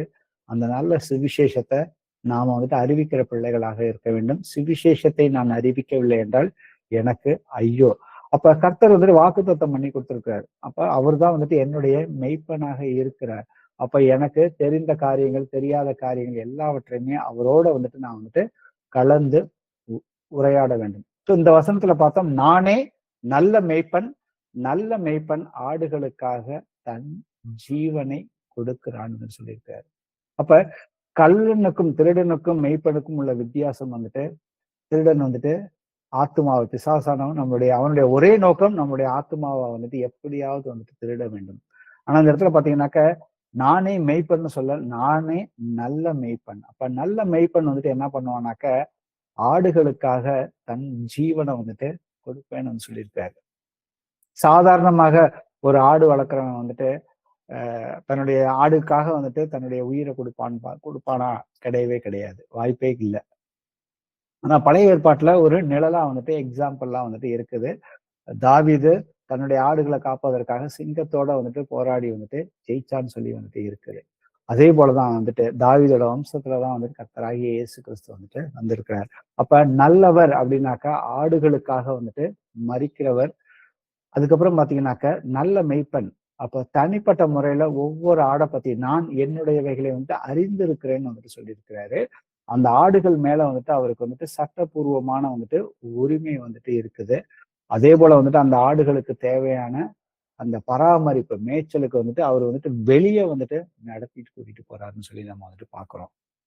அப்ப இததான் வந்துட்டு பழைய ஏற்பாட்டுல வந்துட்டு சங்கீதத்துல 23 பாத்தீங்கன்னா, கர்த்தர் என் மெய்ப்பராக இருக்கிறார் அப்படின்னு சொல்லி நம்ம வந்துட்டு பாக்குறோம். பிதாவாகிய தேவன் தான் வந்துட்டு அங்க வந்துட்டு அவர்களுக்கு வந்து மெய்ப்பராக இருந்தார். இன்னைக்கு நமக்கு புதிய ஏற்பாட்டுல அவருடைய சிலுவை மரணத்தின் மூலியமாக நாம் அவரோட ஒப்புரவாகும் பொழுது பாத்தீங்கன்னாக்க, பெரிய மெய்ப்பராக கர்த்தராகிய இயேசு கிறிஸ்து வந்துட்டு அவர் தான் நம்மளுடைய பிதா. எசேக்கியேல் வாசிப்போம் 34:11-13 வரைக்கும். கர்த்தராகிய ஆண்டவர் சொல்லுகிறது என்னவென்றால், இதோ நானே என் ஆடுகளை விசாரித்து அவைகளை தேடி பார்ப்பேன். ஒரு மேய்ப்பர் சிதறுண்ட தன் ஆடுகளின் நடுவே இருக்கிற நாளில் தன் மந்தையை தேடிக் கொண்டிருக்கிறது போல, நான் என் ஆடுகளை தேடி மப்பும் மந்தாரமுமான நாளிலே அவைகளை சிதறுண்டு போன எல்லா இடங்களிலும் இருந்து அவைகளை தப்பி வர பண்ணி, அவைகளை ஜனங்களிடத்திலிருந்து புறப்படவும் தேசங்களிலிருந்து சேரவும் பண்ணி, அவைகளுடைய சுய தேசத்திலே அவைகளை கொண்டு வந்து இஸ்ரவேல் மலைகள் மேலும் ஆறுகள் அண்டையிலும் தேசத்தின் சகல வாசஸ்தலங்களிலும் அவைகளை மேய்ப்பேன். ஆமென். ஆமென்.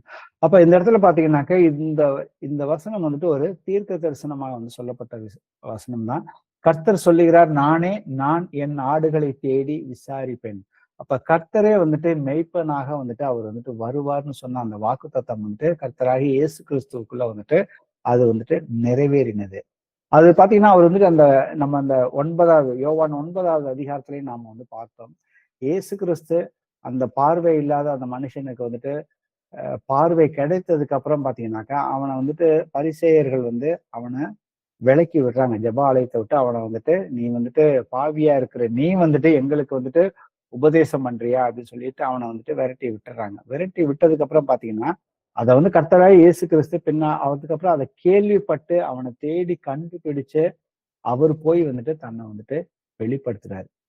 சோ இததான் வந்துட்டு யோவான்லயே வந்துட்டு 15வது அதிகாரத்துல, நீங்கள் என்னை தெரிந்து கொள்ளவில்லை, நான் உங்களை தெரிந்து கொண்டேன் அப்படின்னு வந்துட்டு வசனம் சொல்றாரு. கர்த்தர் தான் நம்மளை வந்துட்டு தேடி தேடி வந்துட்டு உள்ளத்துல உண்மையா இருக்கிறவர்களை வந்துட்டு அவர் கர்த்தரை தேடி தேடி வந்துட்டு சத்தியத்தை வந்துட்டு எல்லா மனுஷர்களும் அறிந்து கொள்ள வேண்டும், எல்லா மனுஷர்களுமே வந்துட்டு ரட்சிக்கப்படணும்னு சொல்லி சொல்லியிருக்காரு. இவங்க தான் ரட்சிக்கப்படணும், அவங்க தான் ரட்சிக்கப்படணுங்கிறது கர்த்தருடைய சித்தம் இல்ல. எல்லா மனிதர்களுமே ரட்சிக்கப்படணும். 1 தீமோத்தேயுல வந்துட்டு 2வது அதிகாரத்துல அந்த வசனம் வந்துட்டு இருக்குது. அப்ப நாம வந்துட்டு சிதறந்தவர்களாக தான் வந்துட்டு ஒரு காலத்துல வந்துட்டு இருந்தோம். வாசிப்போமே 1 பேதுருல 2:25 வாசி. சிதறண்ட ஆடுகளைப் போல் இருந்தீர்கள், இப்பொழுதோ உங்கள் ஆத்துமாக்களுக்கு மேய்ப்பரும் கண்காணியாய் இருப்பவரிடத்தில் திருப்பப்பட்டிருக்கிறீர்கள். ஆமென். அப்ப இந்த வசனத்தின்படி பாத்தீங்கன்னாக்கா நாம சிதறந்து இருந்த ஆடுகளை போல நாம இருந்தோம். இப்பொழுதோ நம்முடைய நம்ம ஆத்மாவை வந்துட்டு சுத்திகரிப்பதற்காக, நம்ம ஆத்மாவை முழுமையாக வந்துட்டு அந்த கொள்ளைக்காரர்களிடத்திலும் திருடர்களிடத்திலும் ஓநாய்களிடத்திலிருந்தும் நம்ம வந்துட்டு காத்து கொள்வதற்காக வந்துட்டு கர்த்தரே வந்துட்டு நமக்கு வந்துட்டு மெய்ப்பராக, அதுவும் பெரிய மெய்ப்பராக வந்துட்டு இருக்கிறார். அப்ப இயேசு வந்துட்டு நம்மளை வந்துட்டு அவர் வந்துட்டு சுயாதீனத்துக்கு தான் வந்துட்டு அழைத்திருக்கிறார். அந்த சுயாதீனத்தை வந்துட்டு நாம வந்துட்டு மாம்சத்துக்கு ஏற்றபடி நாம வந்துட்டு அனுசரிக்கிறோமா, இல்ல வந்துட்டு ஆவிக்கேற்ற பிரகாரம் வந்துட்டு நாம வந்துட்டு அனுசரிக்கிறோமா அப்படிங்கிறத வந்துட்டு நாம வந்துட்டு நிதானிச்சு பார்க்க வேண்டும். நம்முடைய நெருக்கடியில வந்துட்டு அவர் என்னைக்குமே வந்துட்டு கை விடுவதே இல்லை. அதை வந்துட்டு நாம வந்துட்டு நன்றாக புரிந்து கொள்ள வேண்டும். நமக்கு என்ன நெருக்கடி வந்தாலும் கர்த்தரை நம்பி நாம அவர்கிட்ட போய், என்னுடைய பலத்தினாலும் அல்ல பராக்கிரமத்தினால எல்லாம் வந்துட்டு உம்முடைய ஆவியினாலேன்னு சொல்லி நாம வந்து சரண்டர் ஆனோம்னாக்க, அவர் வந்துட்டு அவருடைய நாமத்தை கூவி அழைப்பவர்கள் ஒருபொழுதுமே வந்துட்டு வெட்கப்பட்டதில்லைன்னு வந்து சொல்லியிருக்கிறாரு. ஏன்னா அவர் நமக்காக ஏற்கனவே வந்துட்டு தன்னுடைய ஜீவனை வந்துட்டு கொடுத்திருக்கிறாரு. அப்ப அவர் தான் வந்துட்டு நமக்கு முழு பாதுகாப்பு. அப்ப அதை நாம வந்துட்டு செயல்முறையில நம்மளுடைய விசுவாசத்தின் கிரிகைகளின் மூலியமாக நாம வந்துட்டு ஒவ்வொரு நாளும் வந்துட்டு அவரோட வந்துட்டு நம்மளுடைய காரியங்களை எல்லாவற்றையுமே வந்துட்டு ஒப்புவித்து, நம்மளுடைய எக்ஸ்பீரியன்சஸ் மூலியமா கிடையாது, நம்மளுடைய சொந்த அறிவை வந்துட்டு நம்ம சொந்த ஞானத்தை நாம நம்பாம, கர்த்தரே வந்துட்டு எனக்கு எல்லா அறிவும் ஞானம்னு சொல்லி எல்லாவற்றையுமே நாம வந்துட்டு அவர்கிட்ட ஒப்புவித்து நாம வந்துட்டு அவருடைய பாதையில நடக்கிறப்ப கர்த்தர் நமக்கு வந்துட்டு எல்லா ஜபத்துக்கும் பதில் கொடுத்து, ஏன்னா தேவன் என் பட்சத்தில் இருந்தால் என்னை எதிர்த்து நிற்பவன் யார் அப்படின்னு சொல்லி வசனம் வந்துட்டு இருக்குது. அப்ப கர்த்தர் வந்துட்டு என்னுடைய மெய்ப்பர். அப்ப என்னுடைய மெய்ப்பராக இருக்கும் பொழுது நான் அவர் என்னை வந்துட்டு எப்படி வந்துட்டு வழி நடத்துறாரு. அவர் வந்துட்டு எனக்கு முன்னாடி எனக்கு வர பிரச்சனைகளை எல்லாமே அவர் வந்துட்டு முன்னாடியே வந்துட்டு சந்திச்சிட்டார். அதுக்கு ஒரு நல்ல எக்ஸாம்பிள் பாத்தீங்கன்னாக்கா, பழைய ஏற்பாட்டுல பாத்தீங்கன்னாக்கா, கர்த்தர் வந்துட்டு அவர்களை வந்துட்டு இஸ்ரவேல் மக்களை வந்துட்டு மோசே மூலியமாக எகிப்து பார்வோன் அவங்க மக்களுக்கும் இந்த எகிப்து தேசத்துக்கும் 10 பெரிய வாதைகளை வந்துட்டு கொடுத்துட்டு தான் வந்துட்டு அவங்கள வந்துட்டு வழி நடத்தி வெளியில வந்துட்டு கூட்டிட்டு வர்றாரு. அப்ப கூட்டிட்டு வரப்ப அவர் வந்து பின்னாடி போகல, மேகஸ்தம்பமா வந்துட்டு முன்னாடிதான் வந்துட்டு அவர் வந்துட்டு போகிறாரு. அவங்களுக்கு போகிறதுக்கு வழியே வந்துட்டு தெரியல. அப்ப அவரு வந்துட்டு முன்னாடி போறாரு. இரவுல பாத்தீங்கன்னாக்கா அவங்களுக்கு வந்துட்டு குளிர் ஆகும் அப்படின்னு சொல்லிட்டு அவர் வந்துட்டு இரவுல வந்து அக்னி ஸ்தம்பமாவும் வந்துட்டு போனாருங்கிறதையும் வந்து பார்த்தோம். அதே போல வந்துட்டு அவன் பார்வோனும் தன்னுடைய படைகளும் வந்துட்டு அந்த செங்கடலை வந்துட்டு நெருங்கி வந்து அவங்க மக்களை தொட விடாதபடி பாத்தீங்கன்னாக்க அவர் பின்னாடி வந்துட்டு அரணாகவும் கோட்டையாகவும் இருந்து அவங்களுக்கு வந்துட்டு முழு பாதுகாப்பை வந்துட்டு கொடுத்தாரு. ஏன்னா இயேசு கிறிஸ்து நேற்றும் இன்றும் என்றென்றுமே வந்துட்டு மாறாதவர். அன்று அவர் எப்படி செயல்பட்டாரோ அதே போலதான் இன்னைக்கு வந்துட்டு பாத்தீங்கன்னாக்க நம்ம ஒவ்வொருத்தருக்குள்ளாக நம்மளுடைய இருதயத்துக்குள்ள வந்துட்டு இருக்கிறார். அப்ப வந்துட்டு நாம வந்துட்டு அவரோட வந்துட்டு எந்த அளவுக்கு வந்துட்டு கர்த்தரோட இசைந்து இருக்கிறோம்னாக்க ஒவ்வொரு காரியங்களையும் வந்துட்டு நம்ம சுய புத்தியின் மேல சாயாம, ஏன்னா கர்த்தர் வந்துட்டு அவருடைய வருகையானது மிகவும் சமீபமாக இருக்குது. அவருடைய வருகைக்குரிய ஓமையை வந்துட்டு அத்திமரத்தினால் வர ஓமை வந்துட்டு லூக்கா 21வது அதிகாரத்துல படிச்சு பார்த்தோம்னா இருக்கும். ஆனா அதுல கடைசியா முடிக்கிறப்ப பாத்தீங்கன்னாக்க, நீங்கள் விழித்திருந்து இவைகளுக்கெல்லாம் தப்பி மனுஷகுமாரனுக்கு முன்பாக பாத்திரவான்களா என்ன, நம்முடைய ஆவி ஆத்மா சரீரம் வந்துட்டு பரிசுத்தமாக இருக்கணும். அதற்கு வந்துட்டு நீங்க வந்துட்டு எப்பொழுதுமே வந்துட்டு ஜெபத்துல விழித்திருங்கள். பவுல் நிறைய இடத்துல சொல்லிப்பாரு, ஜெபம் பண்ணுவதற்கு ஜாக்கிரதையாக இருங்கள், எச்சரிக்கையாக இருங்கள். நமக்கு எவ்வளவு வசனங்கள் வந்து தெரிந்திருந்தாலும் நாம வந்து வசனத்தை வச்சுதான் வந்துட்டு கர்த்தரோடைய பேசவே முடியுமே ஒழிய நம்மளுடைய மாம்ச சிந்தையில பேசிக்கிட்டே வந்துட்டு இருக்க முடியாது. அப்படி மாம்ச சிந்தையோட நாம வந்துட்டு கர்த்தரோட பேச ஆரம்பிச்சோம்னாக்க அந்த இடத்துலதான் வந்துட்டு பிசாசானவன் வந்துட்டு கள்ளத்தனமாகவோ இல்ல வெளிப்படையாகவோ வந்துட்டு நம்மளுடைய ஆத்மாவை வந்துட்டு பாவத்துல வந்துட்டு நிலைத்திருப்பதற்கு வந்துட்டு அவன் செய்வான். அப்ப நம்ம இவ்வளவு நேரம் வந்துட்டு பார்த்தது பாத்தீங்கன்னாக்கா யோவான்ல 10வது அதிகாரத்துல முதல் 2 வசனங்களை தான் நாம வந்துட்டு பார்த்தோம்.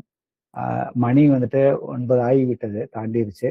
ஸோ இதோடைய தொடர்ச்சியா வந்துட்டு அடுத்த பைபிள் ஸ்டடியில வந்துட்டு 3வது வசனம், 4வது வசனம், 5வது வசனம், 6வது வசனம், இந்த 4 வசனங்களை வந்துட்டு நாம வந்து தொடர்ச்சியா வந்துட்டு அடுத்த பைபிள் ஸ்டடியில வந்துட்டு கர்த்தருக்கு சித்தமானால் அதை தொடர்வோம். Praise the Lord brothers and sisters. எங்கள் கர்த்தராகிய இயேசுவே, உம்மை போற்றுகிறோம், உம்மை வாழ்த்துகிறோம், உம்மை ஆராதிக்கின்றோம், உமக்கு மகிமை செலுத்துகிறோம் அப்பா. நீர் நல்லவர், நீர் பரிசுத்தம் உள்ளவர், நீர் என்றென்றுமே பரிசுத்தராக இருக்கிறீங்கப்பா. எங்களை உம்முடைய கிருபையினாலே எங்களை எல்லோரையுமே நீர்தாமே தெரிந்து கொண்டு உம்முடைய பரிசுத்தத்திற்கு உம்முடைய மகிமையிலே நாங்கள் பங்கெடுத்துக் கொள்வதற்காக எங்களை ஒரு சிறு கூட்டமாக நீங்க இந்த வீட்டு சபையிலே அப்போஸ்தலர்கள் எப்படி செயல்பட்டார்களோ, உங்களுடைய சீஷர்கள் எப்படி செயல்பட்டார்களோ அதை எங்களுக்கு நீங்க கற்றுக் கொடுத்து ஒரே ஆவியில இயேசுவின் நாமத்தினால ஞானஸ்தானம் எடுத்தால் மட்டுமே ரட்சிப்புங்கிற அந்த சத்தியத்தை உங்களுடைய வசனத்தின் வழியாக எங்களுக்கு நீங்க கற்றுக் கொடுத்து இந்த அளவு வழி நடத்திட்டு வரீங்கப்பா. நாங்கள் எல்லோருமே உங்களுடைய ஆவியில உண்மை அறிகிற அறிவுல அதிகமாக பலப்பட்டு அப்பா உங்களுடைய கிருபையும் இந்த சமாதானம் எங்களுக்கு உள்ளாக அனுதினமும் நீங்க பெருக செய்யற கிருபைக்காக நாங்கள் உமக்கு நன்றி செலுத்துகிறோம் அப்பா. இது அந்த கூடுகையில கலந்துகிட்டு இருக்க ஒவ்வொரு சகோதரனையும் சகோதரியுமே இயேசு கிறிஸ்துவின் நாமத்தினால ஆசீர்வதிக்கிறேன் அப்பா. அப்பா தகப்பனே, இன்னும் இந்த கூடுகையில கலந்து கொண்டு இருக்கிறவர்கள் கர்த்தரை சொந்த இரட்சகராக ஏற்றுக்கொள்ளாமல் இல்ல வெவ்வேறு சபைகள்ல இருந்து இன்னும் இயேசுவின் நாமத்தினால ஞானஸ்தானம் எடுப்பது எவ்வளவு அவசியம் அப்படிங்கிறத இன்னும் புரிந்து கொள்ளாமல் இருக்கிறவங்களுக்கு அப்பா தகப்பனே, நீங்க அவங்களுடைய இருதயத்தை திறந்து கொடுத்து உங்களுடைய வெளிச்சத்தை அவங்களுக்கு காட்டும்படியாக இந்த நேரத்தில் ஜெபிக்கிறோம் அப்பா. ஏன்னா வாசல் வழியா பிரவேசியாமல், ஆட்டு தொழுவத்துக்குள்ள வாசல் வழியா பிரவேசியாமல் வேறு வழியாக வருகிறவன் கல்லனும் கொள்ளைக்காரனுமாக இருக்கிறான் அப்பா. அப்பா எங்களை இந்த கல்வர்கள் மத்தியிலும் கொள்ளைக்காரர்கள் மத்தியிலும் எங்களை நீங்க காப்பாத்தி அப்பா உம்முடைய மந்தைக்குள்ள எங்களை கூட்டி சேர்த்த கிருபைக்காக நாங்கள் உமக்கு நன்றி செலுத்துகிறோம் அப்பா. இயேசுவே ஆண்டவரே, வாசல் வழியாய் பிரவேசிக்கிறவனே ஆடுகளின் மெய்ப்பனாக இருக்கிறான். நீங்க தான் எங்களுக்கு ஏசப்பா, நீங்க தான் எங்களுக்கு பெரிய மெய்ப்பராக இருக்கிறீங்கப்பா. எங்களை நீங்க வெளியே கூட்டிட்டு போய் எங்களுக்கு முன்னாடி நீங்க போய் என் ஆடுகள் என் பின்னே என் சத்தத்துக்கு செவி கொடுக்குன்னு சொல்லியிருக்கிறீங்கப்பா.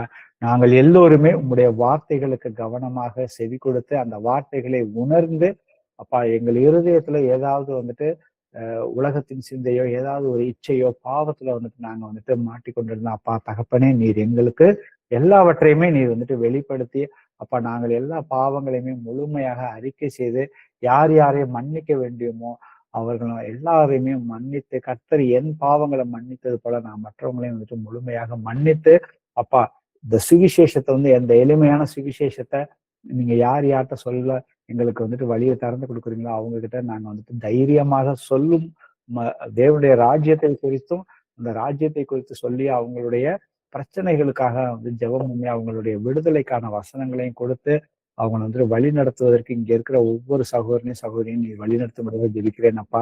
இயேசுவே, நீ ஜீவனுள்ள தேவன், உடைய வருகையானது மிகவும் சரியுமா இருக்கிறதப்பா.